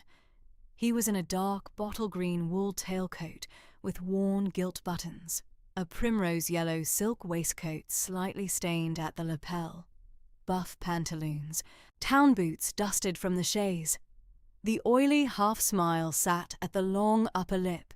He gave his name at the south porch in a sharp, Pall Mall voice. Sir Augustus Mortimer, Baronet of Pall Mall. I am come down on the Fellgate business. Pray say to Miss Tremaine that I am at her service. Mr. Lindsay inclined. Very good, Sir Augustus. Pray follow me. He showed the gentleman to the south parlour. He did not draw out a chair. The gentleman was kept upright on the worn Turkey rug at the dressed sandstone hearth for a measured 3 minutes, the oily half-smile at the long upper lip beginning to falter, while Mr. Lindsay went up the oak stair to the South Library to acquaint his mistress. Marianne met Mr. Lindsay's careful grey eyes, level above the green baize. She drew one even breath. Mr. Lindsay, pray send word at the kitchen passage to Mrs. Kemble that I shall have her at the corner sewing chair at the south parlour. Pray bring up Mr. Tarn's portfolio and lay the 4 documents at the south parlour writing table at the south sash window. Pray take the parlour door yourself at my receiving of Sir Augustus. I shall come down at the strike of the next quarter. Very good, ma'am. Mr. Lindsay gave Mrs. Kemble the word and brought the portfolio down from the south library, laying the 4 documents at the parlour writing table, the 1762 settlement folios, the Chamber's attendance book, Reverend Hawksley's attestation, and Mr. Tarn's draft answer of the 7th. The south parlour clock struck the quarter. Marianne came down the carpeted oak stair in measured Northumbrian gravity. Mrs. Kemble was 3 paces behind her, with her sewing already in her hand. Mr. Tarn, who had come down at the strike of the quarter from the south library, was at the south parlour writing table at the spare upright country chair, his careful grey eyes behind the gold-rimmed spectacles meeting Sir Augustus across the turkey rug with the level Hexham appraisal of a solicitor of 32 years' standing at the Northumbrian circuit. Mr. Lindsay had taken the parlour door at the threshold. Marianne took the upright country chair at the south sash window at the second remove from the writing table. She did not offer Sir Augustus a chair on her entrance. He stood upright on the worn turkey rug at the dressed sandstone hearth in his dark bottle-green wool tailcoat with the worn gilt buttons, his primrose yellow silk waistcoat slightly stained at the lapel, his buff pantaloons, his town boots dusted from the chaise. The sandy, thinning hair was oiled forward at the brow. The florid, sallow complexion with the broken veins was high already. The weak, narrow chin was set. The long upper lip carried the oily half-smile. Marianne met him level above the green baize. She did not incline. Sir Augustus. Miss Tremaine, I am come down at no small inconvenience from Pall Mall to compose this Fellgate matter at the family fashion. Pray let us be seated, and let us speak. You have my answer at 1 sentence, Sir Augustus. Before we come to it, pray let Mr. Tarn read aloud the documents he has at his right hand. After he has read them, you shall have my 1 sentence. Sir Augustus's oily half-smile began to falter. He drew a sharp, pell-mell breath. Mr. Tarn, at a level glance from Marianne, drew the 4 documents toward him. He did not gesture at any chair. Sir Augustus, on the level Northumbrian silence of his hostess and the level Hexham appraisal of her solicitor, was left upright on the turkey rug. The oily half-smile thinned. Mr. Tarn read. He read the limitation clause at folio 17 of the 1762 settlement. He read the entry in the Lascelles family Bible of the October 1798 expiration in the late Mr. Lascelles' own hand. He read the Chamber's attendance book of the 4th of August 1819. He read Reverend Hawksley's signed attestation. At the October 1798 expiration entry, the florid complexion altered. The sallow flush at the broken veins began to drain at the long upper lip. By the Chamber's attendance book entry, the florid complexion had gone the colour of the primrose yellow waistcoat. By the Hawksley attestation, it was the colour of the dressed Northumbrian sandstone hearth. Mr. Tarn set the 4 documents down and met Sir Augustus's gaze, level above the gold rims. Sir Augustus. The 3 grounds are severally at law without foundation. You have heard them read. Sir Augustus drew 1 sharp, pell-mell breath. His mouth opened. It closed again. The oily half-smile did not come back to the long upper lip. Marianne met him level above the green baize. She did not raise her voice. The mild, firm gravity of her Northumbrian register held at every word. Sir Augustus, you have my answer in 1 sentence. The 1762 Mortimer Lascelles marriage settlement was a strict settlement for 2 generations and is long spent at your late father, Sir Frederick's death of 1798. Mr. Tarn holds the settlement papers and the Chamber's attendance book of the will execution of August last. Your chancery proceeding is at law without foundation, and I shall not pay sixpence to secure its withdrawal. Mr. Lindsay, this gentleman is leaving us. I wish you a measured journey back to town. Sir Augustus stood. The sandy, thinning hair at the brow had fallen out of its oiled set. He opened his mouth a second time. He closed it. There was no Pall Mall briskness left at the long upper lip. He inclined a short, stiff incline at the turkey rug. Madam, your servant. He took up his beaver hat from the parlour table. Mr. Lindsay opened the parlour door and showed Sir Augustus down the carpeted oak stair at the level Northumbrian pace of a butler of 28 years' service. Mr. Lindsay saw Sir Augustus into the chaise at 20 past noon, and gave the postboy the word for the Hexham Road and the south. The chaise turned at the gravelled sweep and went off down the modest carriage drive between the leafless rowan coppice on either hand. Mr. Lindsay stood at the south porch until the chaise was at the worn, lichened gate pier at the foot of the south slope. He came back across the south hall to the parlour. His incline at the parlour threshold was the incline of a butler who had seen his late master's intentions vindicated at the post-chaise. Sir Augustus is at the foot of the south slope, ma'am. The chaise has turned for the Hexham Road and the south. Thank you, Mr. Lindsay.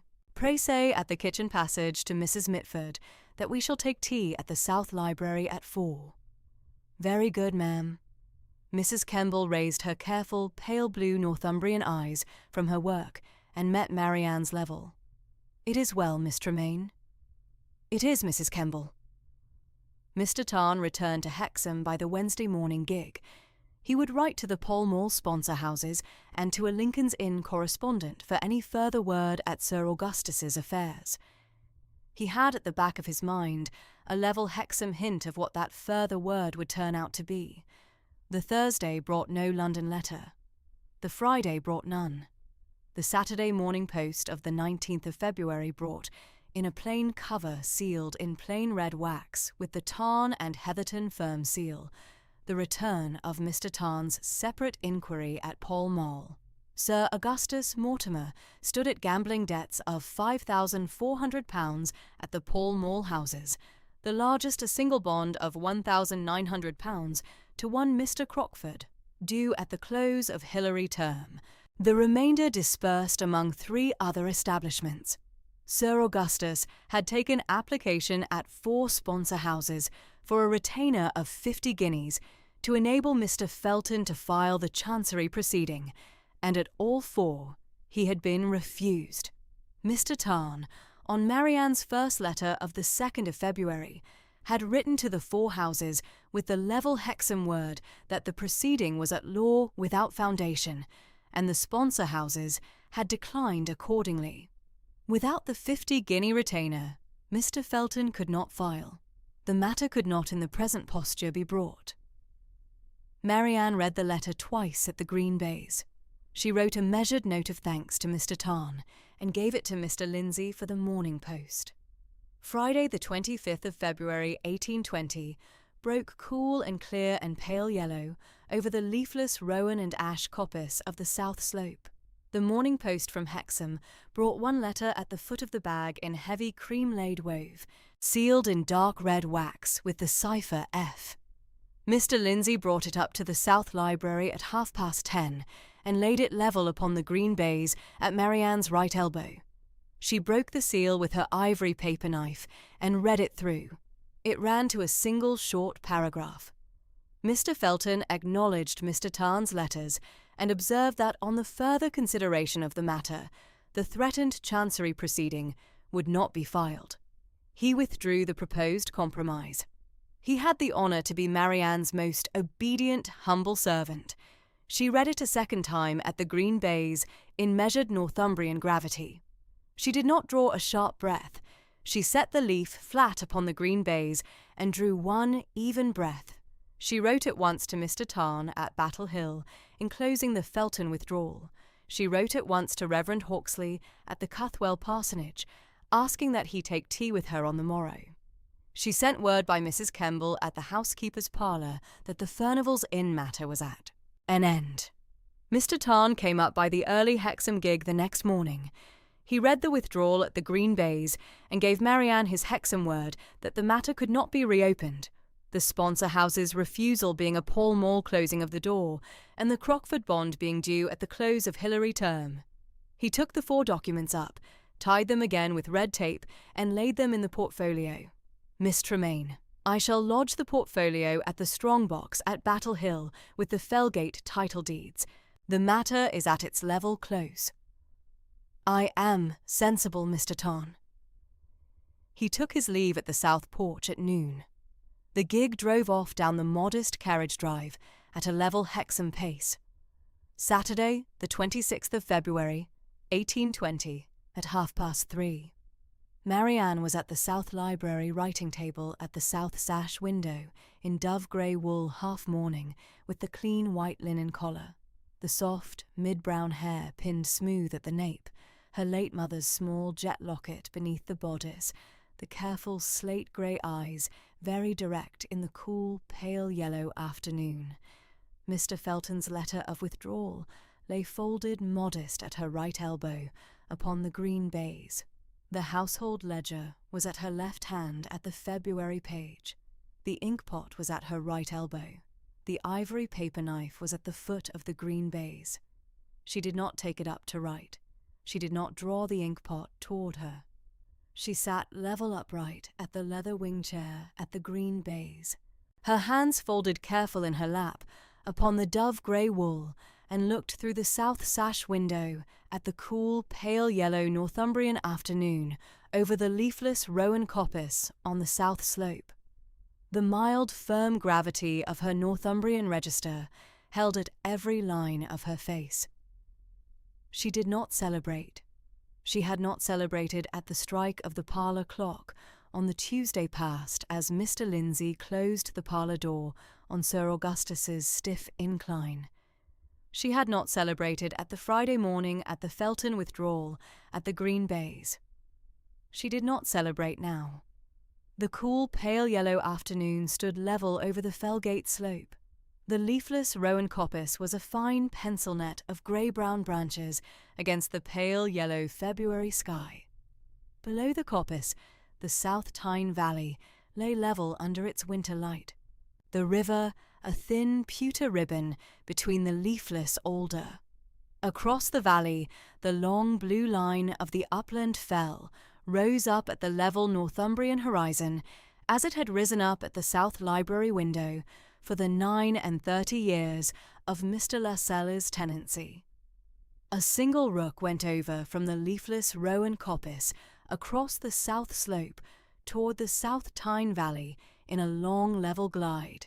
Marianne drew one even breath at the green bays. She thought of her late father, the Reverend Bartholomew Tremaine, at the parsonage writing table at Hexam in 1816. She thought of her late mother Cornelia at the parsonage parlour fire in 1810.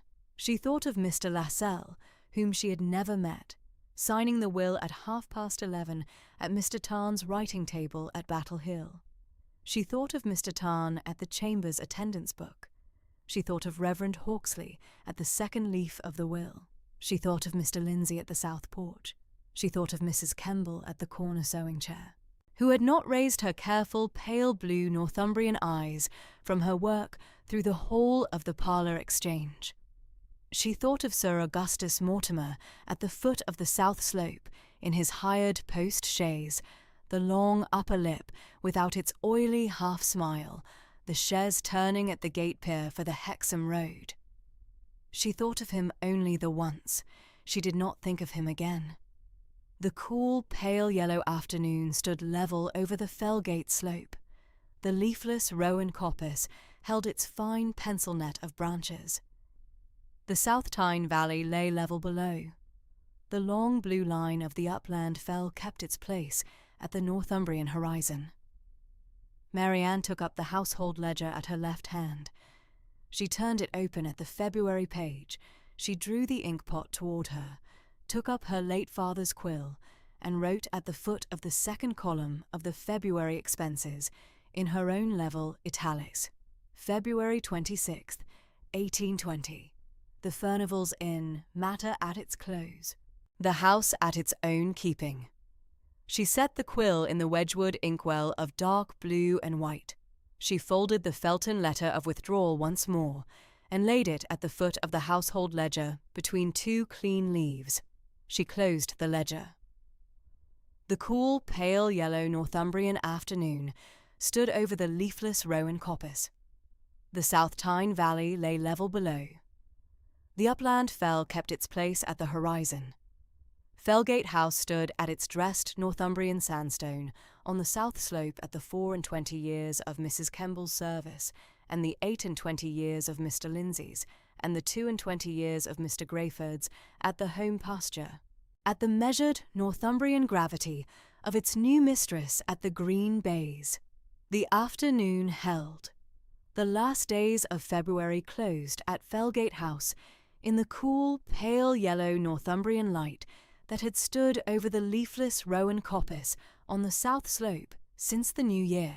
Marianne took up the routine of the house at the green bays of the South Library writing table and let the routine carry her into March. Her week took its measured Northumbrian shape: writing table mornings at the South Library, estate walks with Mr. Grayford on Mondays and Thursdays, the village reading class on the Wednesdays at Reverend Hawksley's settled arrangement, the customary Sunday morning at St. Hilde's, where the Felgate pew at the South Aisle had been kept her these 8 Sundays past. The writing table mornings were the heart of the week. Mr. Lindsay brought up the post at 9:30, and Marianne answered each letter in her own level, italic before the noon stroke of the South Library clock. By mid-March, she had the household accounts at her own hand from Mrs. Kemble's keeping. The household ledger came up each Saturday, and Marianne cast the week's figures in her own column. The estate walks took the Monday and Thursday afternoons. Mr. Grayford came up from the home pasture at 1:30 in his olive-drab Northumbrian shooting coat, and they walked the south slope from the house to the leafless Rowan coppice and down the lower meadow lane to the home pasture gate. Marianne learned the home pasture wall by wall, field by field, head by head of the North Country Cheviot flock. The reading class at the village was at Reverend Hawksley's settled arrangement of the Wednesdays from 2 to 4. Marianne walked down the fell lane to the village schoolhouse at the corner of the rectory garden, Mrs. Kemble 3 paces behind her, and at 2 o'clock Reverend Hawksley let her into the schoolroom by the south door. 6 Fellside village girls of the parish were the class. Bryony Grayford the eldest, then Dorcas Tarn, Susanna Buick, Marjorie Wansbeck, Tabitha Allendale, and Hannah Hexam the youngest. They sat at the long pine bench at the south wall in their clean white school pinafores, and Marianne sat at the schoolmistress's chair at the head of the bench, with Miss Edgeworth's Frank at her right hand and Cowper's Yardley Oak at her left. They read Frank by the chapter through Lent. Each girl read in turn round the bench until the chapter closed. Marianne corrected each reading in her level voice, never sharp, never sweet, only the even attention of a mistress who meant her pupils to read aloud as cleanly as she did herself. After the Edgeworth, they read from Cowper the long measured lines of Yardley Oak that her late father, the Reverend Bartholomew Tremaine, had read aloud at the Hexam parsonage in the spring of 1815, although Marianne did not yet speak that history to the Fellside girls. She taught the 6 girls a little French through Lent, the simple greetings, the numbers, the grace at mealtime, and the 2 elder girls a little Latin from the Book of Common Prayer. Reverend Hawksley looked in at the schoolroom door at 3:30 and listened from the back without speaking, and at 4 o'clock he saw Marianne and Mrs. Kemble to the rectory gate. The second Lent fortnight brought Mrs. Beeden over from Hexam to Felgate as Marianne's evening reading companion. Mrs. Beeden, Marianne's former Hexham employer of the 2 years past at the reading school, had thought of Marianne as the daughter she had not had, and at Marianne's careful letter of invitation, she came over by the Hexham gig on the Monday of the 7th of March. She brought her own travelling trunk and her own copy of Wordsworth's Lyrical Ballads in 2 volumes of the Bristol edition of 1798. Mrs. Kemble made her up the south-east bedchamber at the first floor. Marianne acquiesced in the keeping in kind level gratitude. The two of them sat at the South Library at the South Fire on every evening of the fortnight save Sunday, the former Hexham mistress at the upright country chair with her work-basket at her left elbow, the young heiress at the green baize writing table, and Marianne read aloud while Mrs. Beedon worked at the linen. They read lyrical ballads from the first page through. The fire burned low and even. The Hexham mistress worked at the linen. The young heiress read in her level voice. The pale yellow Northumbrian winter light went off the south sash at the 4 o'clock dusks of early March, and the lengthening dusks of mid-March came back across the leafless rowan branches. By the close of the fortnight, they had read through both of the Bristol volumes. Mrs. Beedon took her leave on the Saturday of the 19th of March at 10:30 at the south porch. She inclined at Marianne in the level Hexham register of a former mistress and now a friend, Miss Tremaine. I am moved at the keeping of Felgate at your hand. I shall come over at Michaelmas. Mrs. Beedon, I am sensible. Marianne inclined at the south porch. The Hexham gig took Mrs. Beedon down the modest carriage drive at the level pace of the Fell Lane. Wednesday the 22nd of March was bright with the first true spring sun upon the south slope. Marianne took her morning's letters at the South Library at 9:30 and had finished her column cast at the Household Ledger by 11.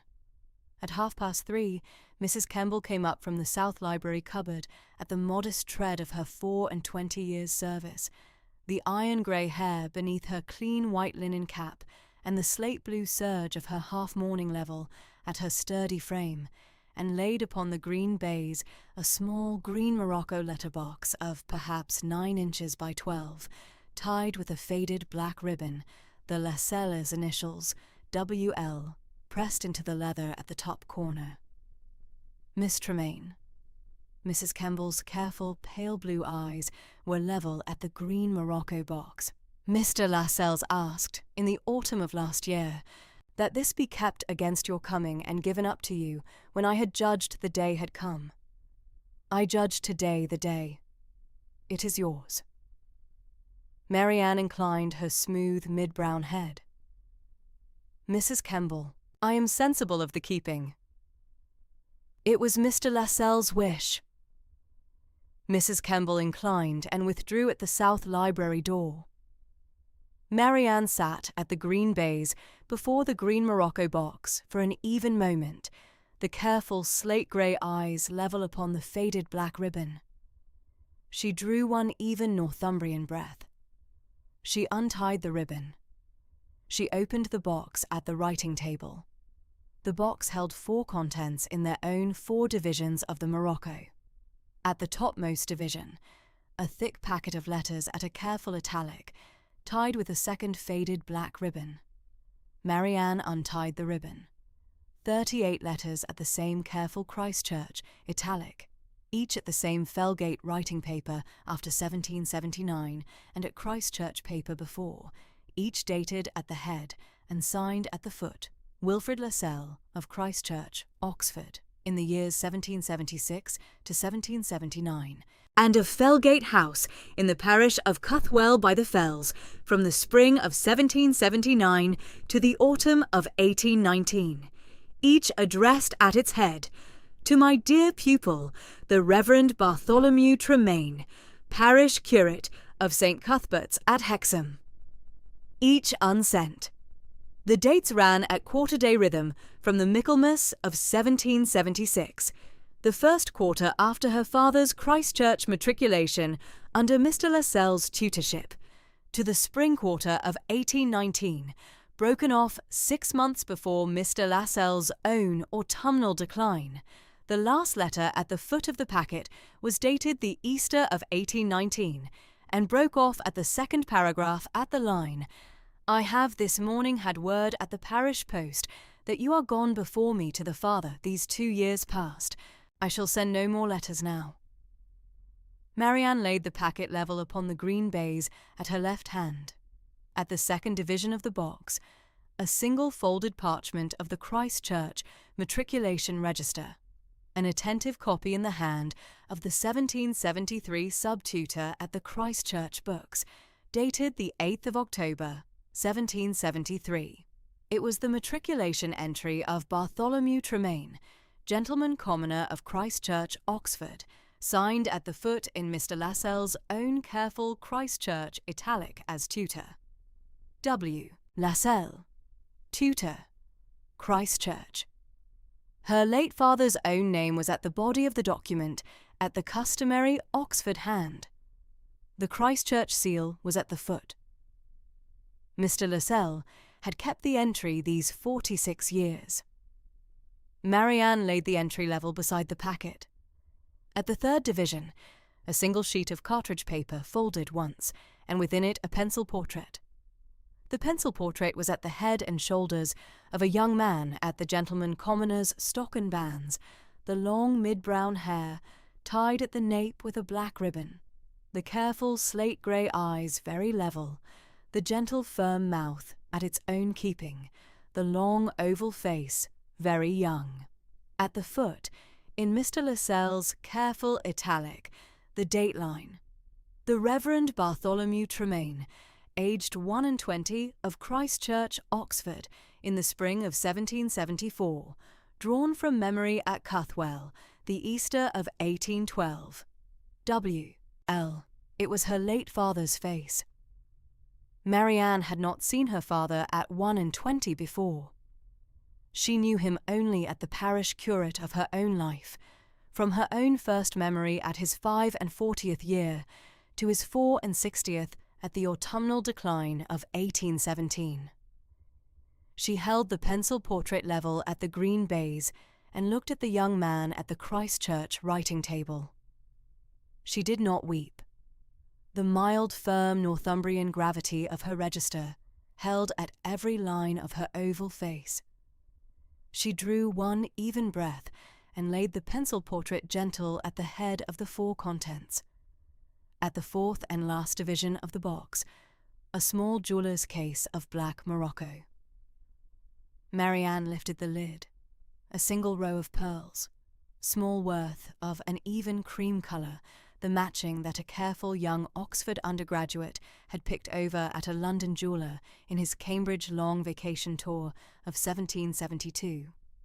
A folded slip at the foot of the case, in Mr. Lascelles' careful italic, "The Lascelles family pearls, brought back from my Cambridge long vacation tour of 1772, of small worth, but kept these 47 years against the keeping, to go to the daughter of Reverend Tremaine at her settled keeping at Felgate." W. L. Marianne laid the case level at the foot of the four contents.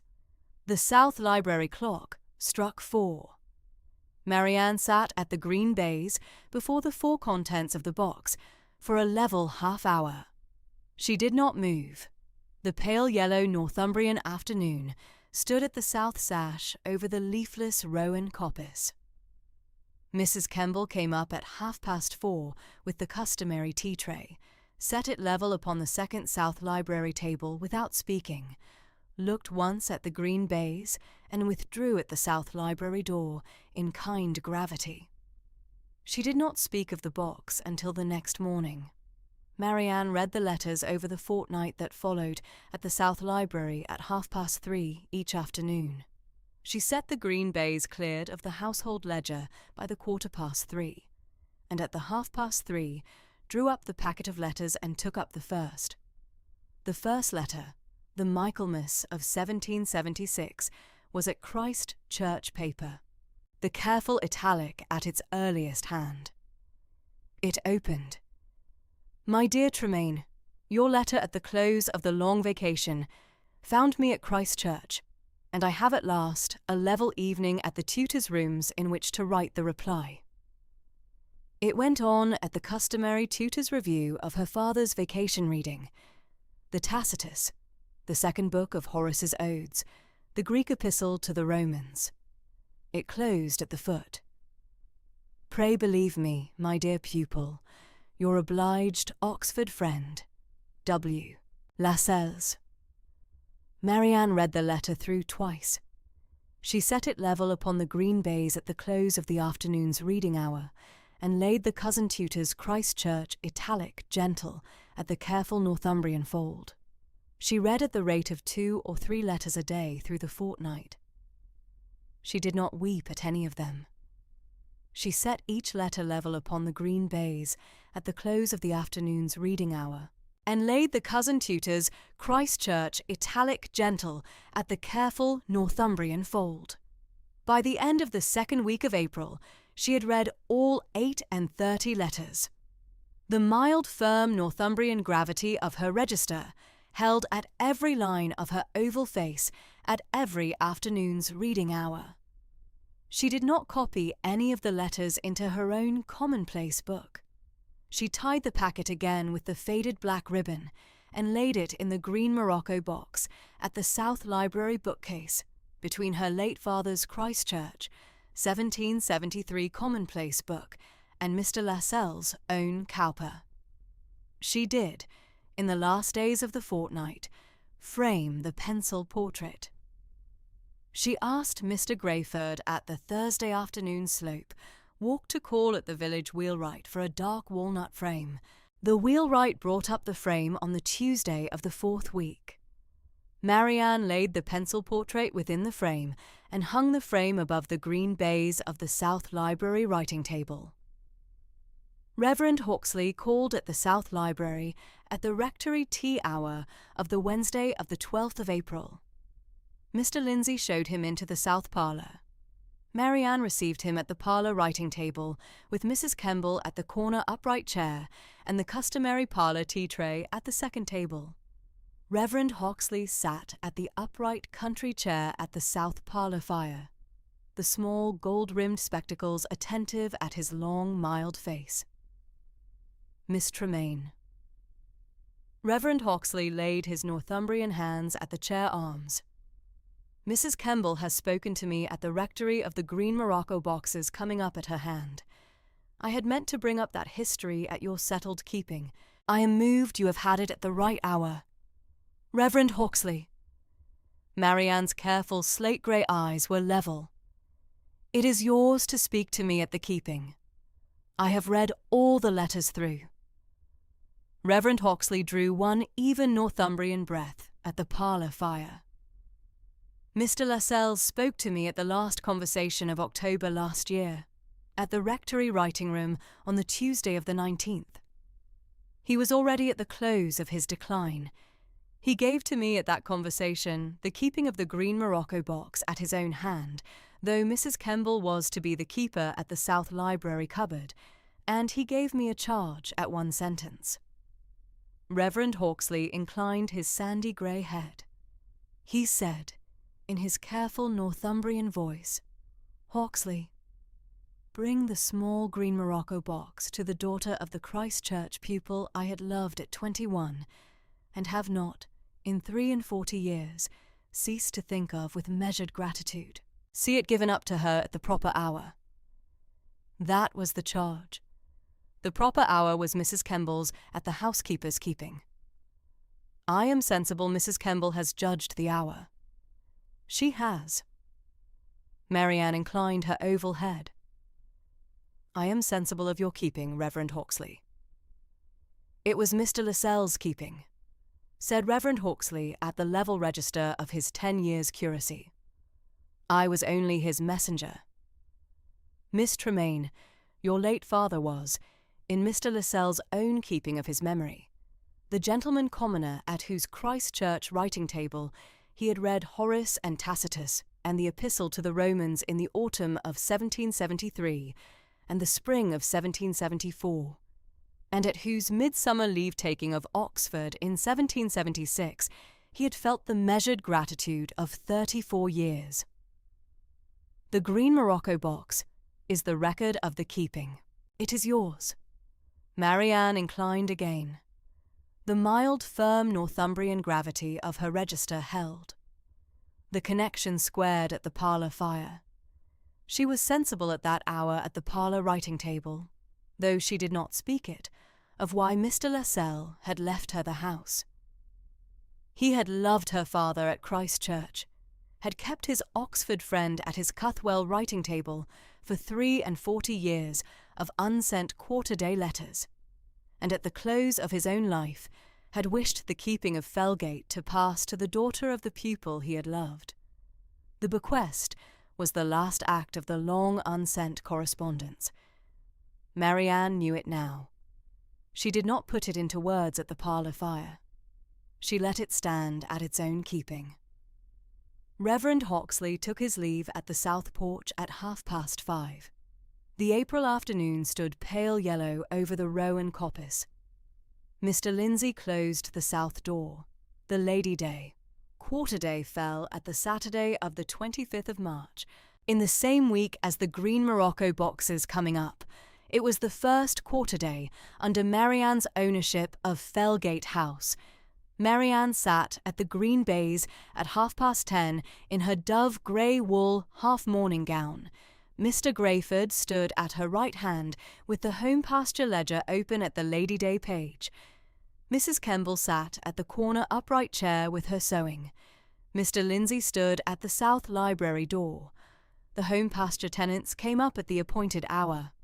Mr. Buick, the lower meadow tenant, sturdy at the buff cord breeches and the brown working coat, the mid-brown hair brushed back at the broad, weathered Northumbrian forehead, the careful brown eyes of a man at his 25 years at the lower meadow, was the first.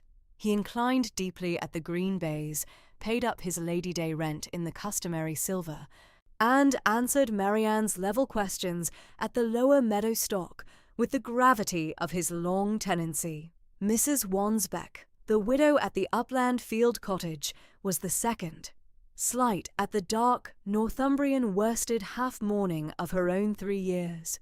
The soft grey hair beneath a fine white linen cap, the hazel eyes attentive at the green baize. She paid her cottage rent in the customary silver. Marianne asked at the cottage's roof. Mr. Grayford confirmed it was at order. Mrs. Wansbeck inclined and withdrew. Old Mr. Allendale at the Upper Fell Croft was the third, at his 73rd year, the white hair under the worn black hat, the blue Northumbrian eyes still bright at the weathered fair face, the Fellside stoop of his long life at the croft. He paid up his Lady Day croft rent in the customary silver, and inclined at the green baize in the gratitude of a tenant who had been at the Upper Fell Croft these many years. Marianne inclined in answer in kind level Northumbrian gratitude. Mr. Grayford cast the column at the home pasture ledger at the foot of the Lady Day page. Marianne signed the Felgate quarter-day account at the foot in her own firm italic. Lady Day, 25th March, 1820. Marianne Tremaine at Felgate House. Mr. Grayford inclined and closed the ledger. The quarter-day was at its close at 20 past noon. The middle of April brought a Northumbrian kindness up to the South Library at Mrs. Kemble's own hand. On the Tuesday of the 11th, Mrs. Kemble came up to the green baize with the morning's post and a second object at her tray, the black morocco jeweller's case from the 4th division of the green morocco box. Miss Tremaine. Mrs. Kemble laid the jeweller's case at the right hand of the post. Mr. Lascelles asked, in the autumn of last year, that the Lascelles family pearls be given up to you at the proper hour at my own keeping. The proper hour I judge today, at the easing of your half-mourning at the Easter to come. It is yours. Marianne laid her quill level in the Wedgwood inkwell of dark blue and white. She opened the jeweller's case.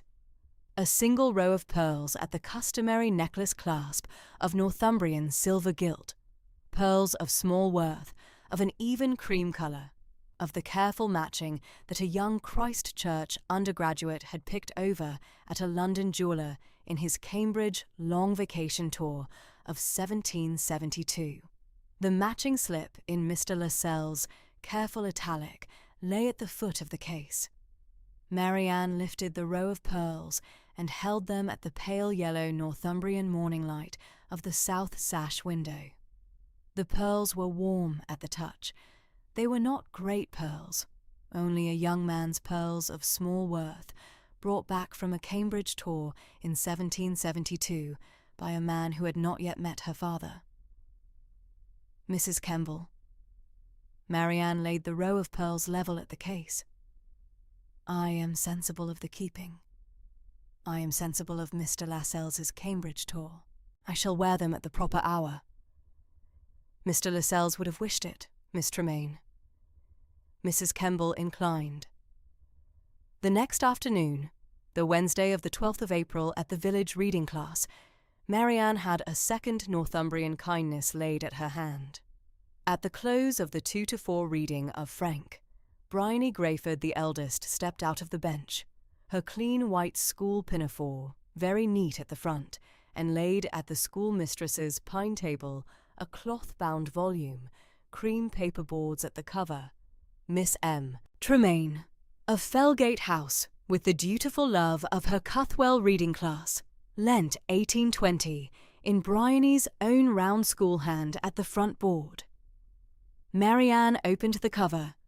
The pages within were of unbleached parchment, 18 leaves, and at every leaf was a Northumbrian Fellside wildflower, pressed and labelled at the school hand of each of the 6 girls. The first leaves were Bryony's, the bog violet, the wood sorrel, the lesser celandine, the early primrose. Then Dorcas Tarn's leaves with the cowslip and the lady smock. Then Susanna Buick's with the marsh marigold and the bluebell. Then Marjorie Wansbeck's with the wild garlic. Then Tabitha Allendale's with the upland speedwell. And at the last leaves, Hannah Hexam's with the rowan blossom. And at the very last page, in the youngest girl's most attentive hand, Miss Tremaine, thank you for the lessons. Marianne looked at the wildflower album. The mild, firm Northumbrian register of her oval face held. She inclined at the 6 girls at the bench in gracious, gentle Northumbrian gratitude. Bryony, Dorcas, Susanna, Marjorie, Tabitha, Hannah. I am moved at the album. I shall keep it at the South Library writing table at Fellgate all the days of its keeping. It is yours that I keep, and mine that I am given it. She drew a level Northumbrian breath. I have at the South Library bookcase 6 cloth-bound Aesops. Mrs. Kemble will bring them down to the rectory on the Wednesday after Easter. Each of you shall have one. The 6 girls inclined at the bench in their clean white school pinafores. Bryony Grayford's eyes were bright. Reverend Hawksley at the back of the schoolroom inclined deeply at the schoolmistress's table without speaking. Marianne took the wildflower album home and laid it at the South Library writing table the same evening. It sat at the right hand of her late father's pencil portrait above the green baize. The last week of April brought the easing of Marianne's half-mourning at the parish convention. She had been at the dove-grey wool half-mourning of her late father's 3 years, since the autumnal decline of 1817, and the customary 3 years of a daughter's mourning had closed at the Lady Day.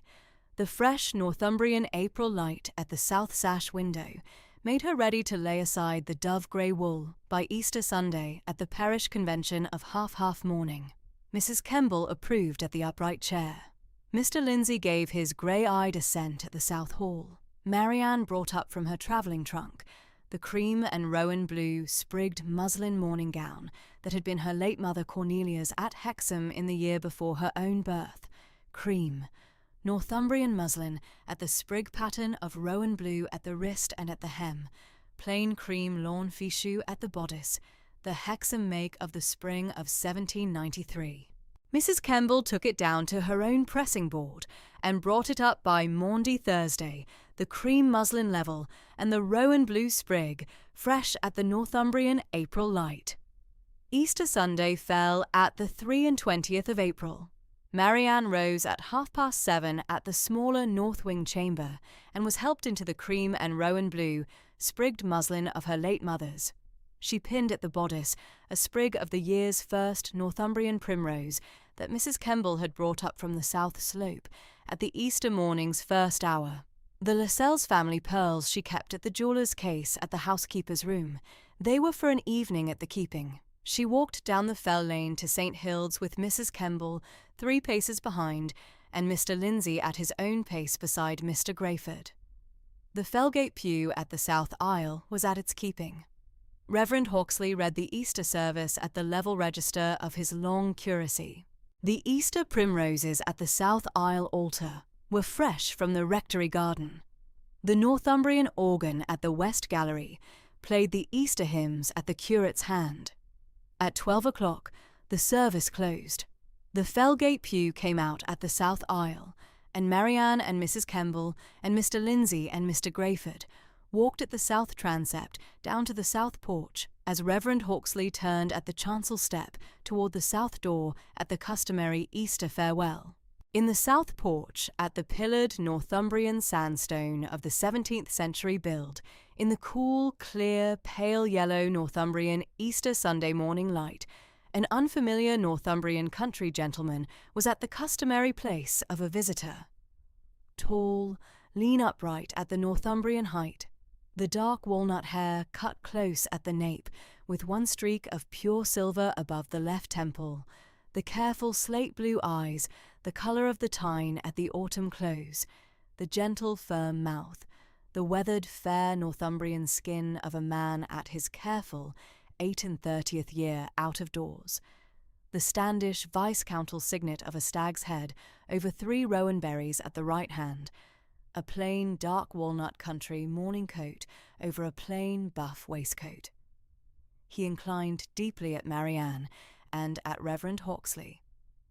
Reverend Hawksley inclined at the gentleman and turned at Marianne in mild Northumbrian gravity at the south porch. Miss Tremaine, Lord Hector Standish, 6th Viscount Standish of Standish Park, 6 miles east. Lord Hector is the lay patron of the Cuthwell living and the standing improver of the Cuthwell Parish School, these 11 years past. Marianne inclined at the Northumbrian height of the visitor in kind measured, gracious Northumbrian gravity. Lord Hector. The Viscount inclined deeper at the south porch. His voice was a careful Northumbrian voice at his home county, even, attentive, neither sharp nor sweet, the register of a man at his own parish church at the proper hour. Miss Tremaine, I am sensible of your kindness in receiving the introduction at the south porch. I had known Mr. Lascelles at the parish school these 11 years past as the careful improver of the Cuthwell reading room, and I was moved at the November bereavement. I have come over from Standish Park this Easter at my daughter Augusta's settled wish. Her late mother, Lady Margaret, has been gone these 8 years past, and Augusta is now 10. And I am moved to find the parish at its own keeping at your hand. Marianne inclined at the south porch in kind-measured, gracious Northumbrian gravity. Lord Hector, I am moved by your kindness in coming over. Lord Hector inclined again. The careful slate-blue eyes at the Tyne Autumn Register were level. Reverend Hawksley. Miss Tremaine, I shall not keep you at the south porch. I wish you both a level Easter at the Cuthwell keeping. Lord Hector. Reverend Hawksley inclined. The Viscount turned at the pillared sandstone of the south porch and walked at his even gentleman's pace to the Lich Gate, where his groom waited at the dark walnut bay. Reverend Hawksley walked at his right shoulder to the Lich Gate.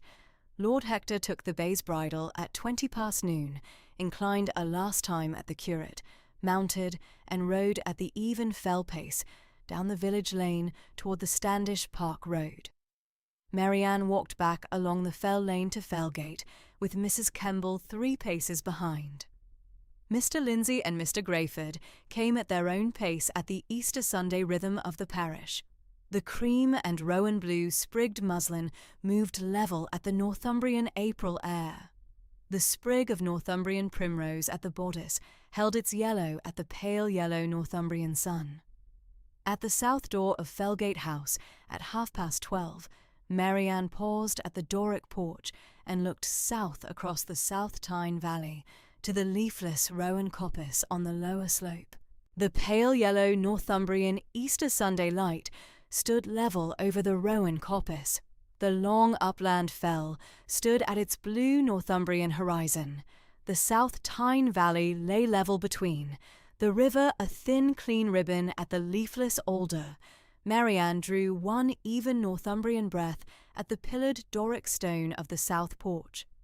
She was sensible of an alteration in her own life that she would not yet attempt to name. She did not name it. She let it stand at its own keeping at the Northumbrian Easter Sunday afternoon. She turned and went in at the south door at Mrs. Kemble's 3 pace following. Mr. Lindsay closed the south door. The cool, clear, pale yellow Easter Sunday afternoon closed at the south porch in kind level Northumbrian equanimity.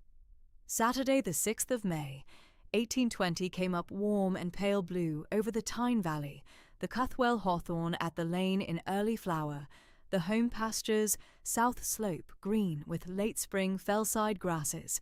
At 3 o'clock, the hired carriage from Standish Park drew up at the south sweep of Fellgate House. Mr. Lindsay at the south door inclined as the 4 guests came down. Lord Hector Standish came first in a dark walnut country morning coat, his careful slate-blue eyes mild at the south porch, the Standish stag's head and rowan berries signet on his right hand. He gave his right hand to the chestnut-haired girl who came down next. The Honourable Augusta Standish, 10 years of age, the Viscount's only surviving daughter, stepped down at her father's hand in a pale blue and cream-sprigged muslin morning frock. Her soft chestnut hair was plaited in 2 careful braids tied with rowan blue ribbons. Her careful slate-blue eyes, her father's eyes, looked up at the south porch with the gentle attentiveness of a child who has been told that she is to mind her manners and who means to do so. Behind Augusta came Lady Diana Maddox, née Standish, the Viscount's married elder sister, 35 years of age, in a dove-grey silk morning gown with a white lace fichu, her dark walnut hair pinned smooth under a fine lace cap, her careful slate-blue eyes, her brother's eyes, kind at the Northumbrian porch. Lady Diana was up from Maddox Hall near Carlisle for the early May fortnight at Standish Park, and her presence at Fellgate this afternoon was the proper chaperonage Lord Hector had taken care to arrange. Sir Reginald Maddox, Lady Diana's husband, Cumberland gentleman, came up last in an olive-drab country coat, his sturdy figure 5'10" upright, his soft, sandy brown hair cut close, his kind hazel eyes mild at the south porch. Mrs. Kemble received the 4 guests at the south hall in level Northumbrian welcome, the modest brass chatelaine at her hip, and brought them through to the south library, where Miss Marianne Tremaine was at the writing table. Marianne rose at the south library hearthrug in dove-grey wool, half-mourning with the clean white linen collar, her soft mid-brown hair pinned smooth at the nape, her careful slate-grey eyes very direct. She inclined to Lady Diana first as the senior lady, then to Sir Reginald, then to Lord Hector, and then, with a gentle warmth that was the level register of a second mistress of 26 at Mrs. Beeden's school, she inclined at Augusta. Miss Standish, I am very glad you have come. Augusta inclined back in 2 grave braids. Miss Tremaine, she answered in the mild, firm voice of a child who has practised the sentence in the carriage. Papa has spoken of you at the park. Lady Diana set her hand at Augusta's shoulder, in kind Northumbrian ease. Miss Tremaine, Hector has told us that you have settled at Fellgate in the Northumbrian way, and that Reverend Hawksley speaks of you with the warmest attention. I am glad to come. Lady Diana, I am sensible of your coming up from Maddox Hall, and of Sir Reginald's. Pray sit at the fire. Mrs. Kemble will bring tea at 3:30. Tea came up at 3:30 on the Lascelles family plate of Newcastle 1782, In a careful Northumbrian ceremony, Mrs. Kemble had set out 100 times for the late Mr. Lascelles, and meant now to set out exactly the same for Miss Tremaine. Mrs. Kemble at the corner with the brass chatelaine kept her level watch. Lord Hector spoke first in the careful Standish voice, gentle and firm together. Miss Tremaine, my late father, the 5th Viscount, had known Mr. Lascelles since 1796 at the Hexham clerical subscription, and had thought him the considered scholar of the Tyne Valley. The 5th Viscount's papers at Standish Park hold 5 letters from Mr. Lascelles on the Cuthwell Parish School, the Greek Fathers, and the South Library readings. I shall look them out for you against the day you might be at home to me. Marianne inclined her head in measured warmth. Lord Hector, I should be glad to read them at your convenience. Lady Diana set her cup at the saucer. Hector has told me, Miss Tremaine, that your late father was the Christ Church undergraduate at 1773, whom Mr. Lascelles tutored through the 3 years of his Oxford course. The story has moved me at Maddox Hall. Madame, Marianne answered in level Northumbrian gravity, the portfolio at the South Library writing table holds my father's 1776 Christ Church Testameur and the 38 unsent letters in Mr. Lascelles' hand that the South Library cupboard has lately given up. Mr. Lascelles kept the quarterly correspondence 38 years. I shall be glad if Miss Standish would care to see the Testameur. Augusta followed Marianne the 4 paces to the writing table. Marianne took down the framed Testameur and held it at the Northumbrian angle, so that Augusta might read the Christ Church hand of June 1776 and the Dean's signature in the red Christ Church wax. He was 23 years of age then, Miss Standish, Marianne said in mild Northumbrian warmth. The same age as your papa when he came of age at Standish Park. Augusta, very careful at the framed Testameur, inclined her braids. Miss Tremaine, I should like to come again. Marianne inclined back. Miss Standish, you shall be very welcome.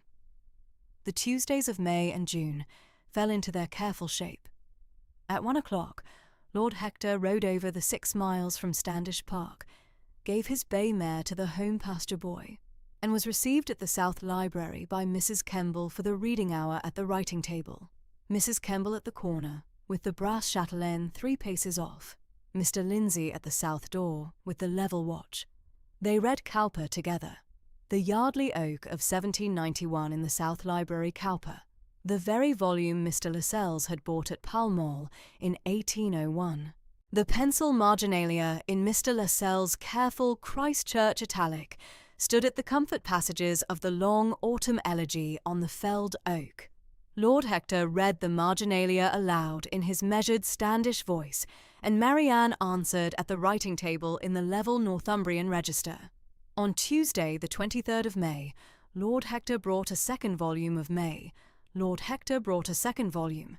His late father, the 5th Viscount's, marked Cowper of 1795, and the 2 lay open together at the writing table at the same passage. Marianne inclined at the kind coincidence.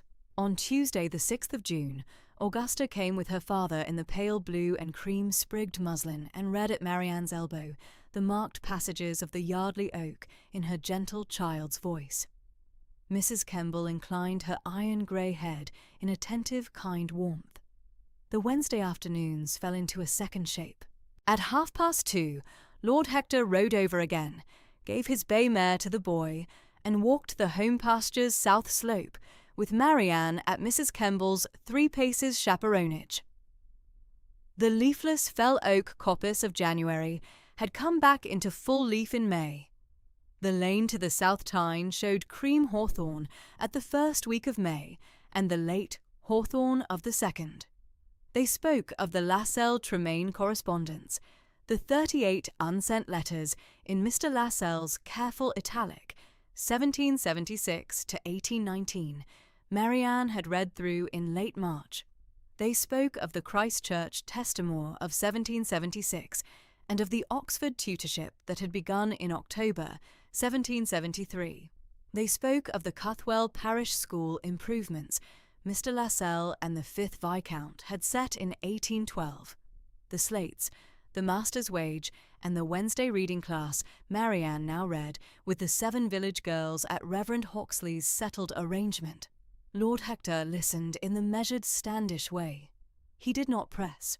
On Wednesday, the 28th of June, at the close of the South Library reading hour at 2 o'clock, Lord Hector set the marked Cowper at the writing table and asked candidly in the careful Standish voice, "Miss Tremaine, I should be glad, at your own convenience and at no further pressing on my part, if you might be at home to me at the South Parlour on the Saturday afternoons through July, at Mrs. Kemble's customary chaperonage.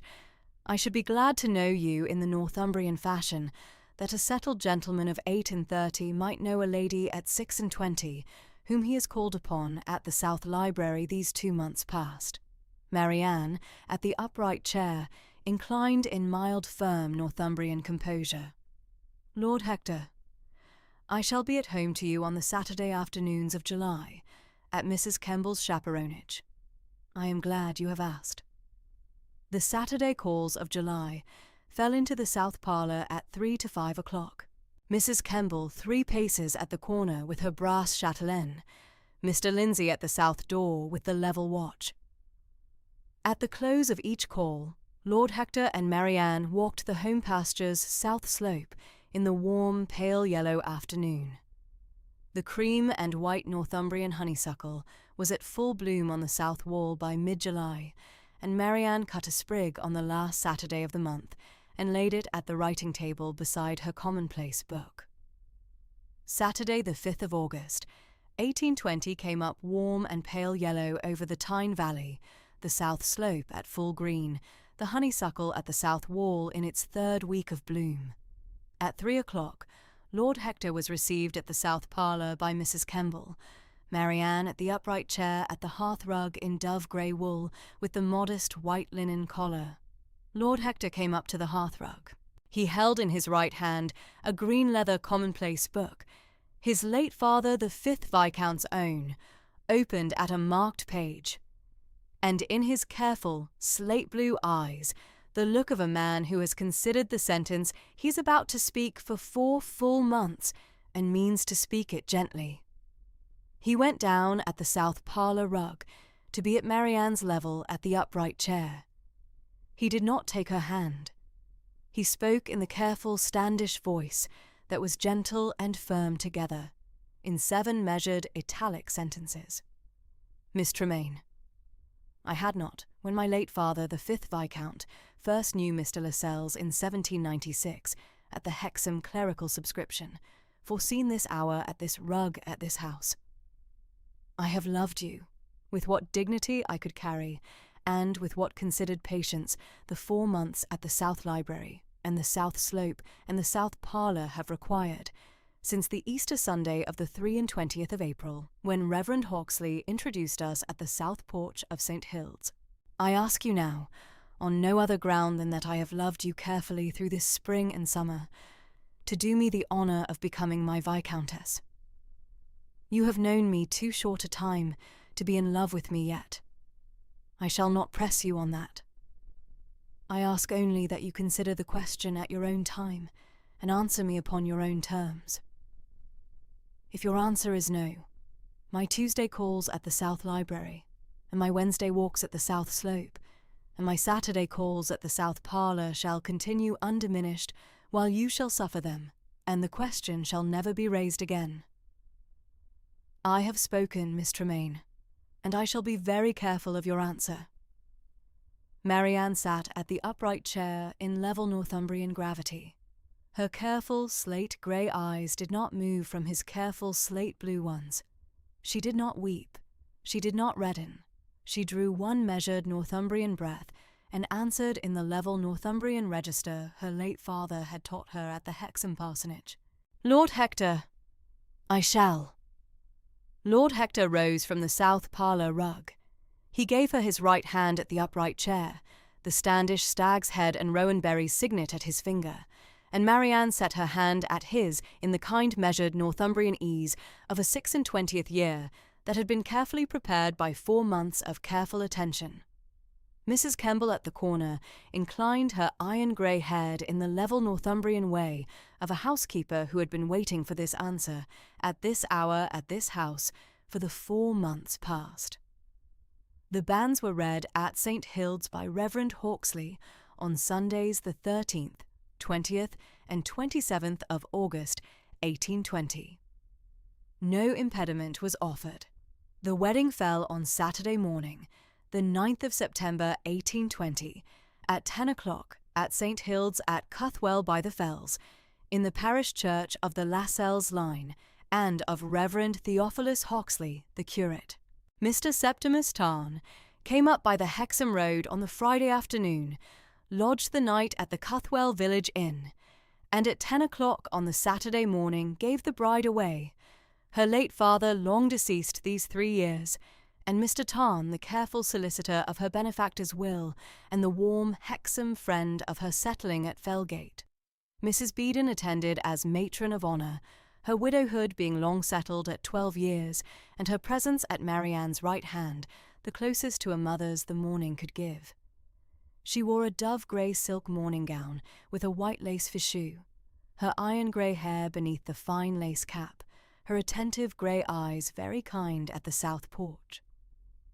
Lady Diana Maddox took the front pew on the bride's side, with the Honourable Augusta Standish on her lap.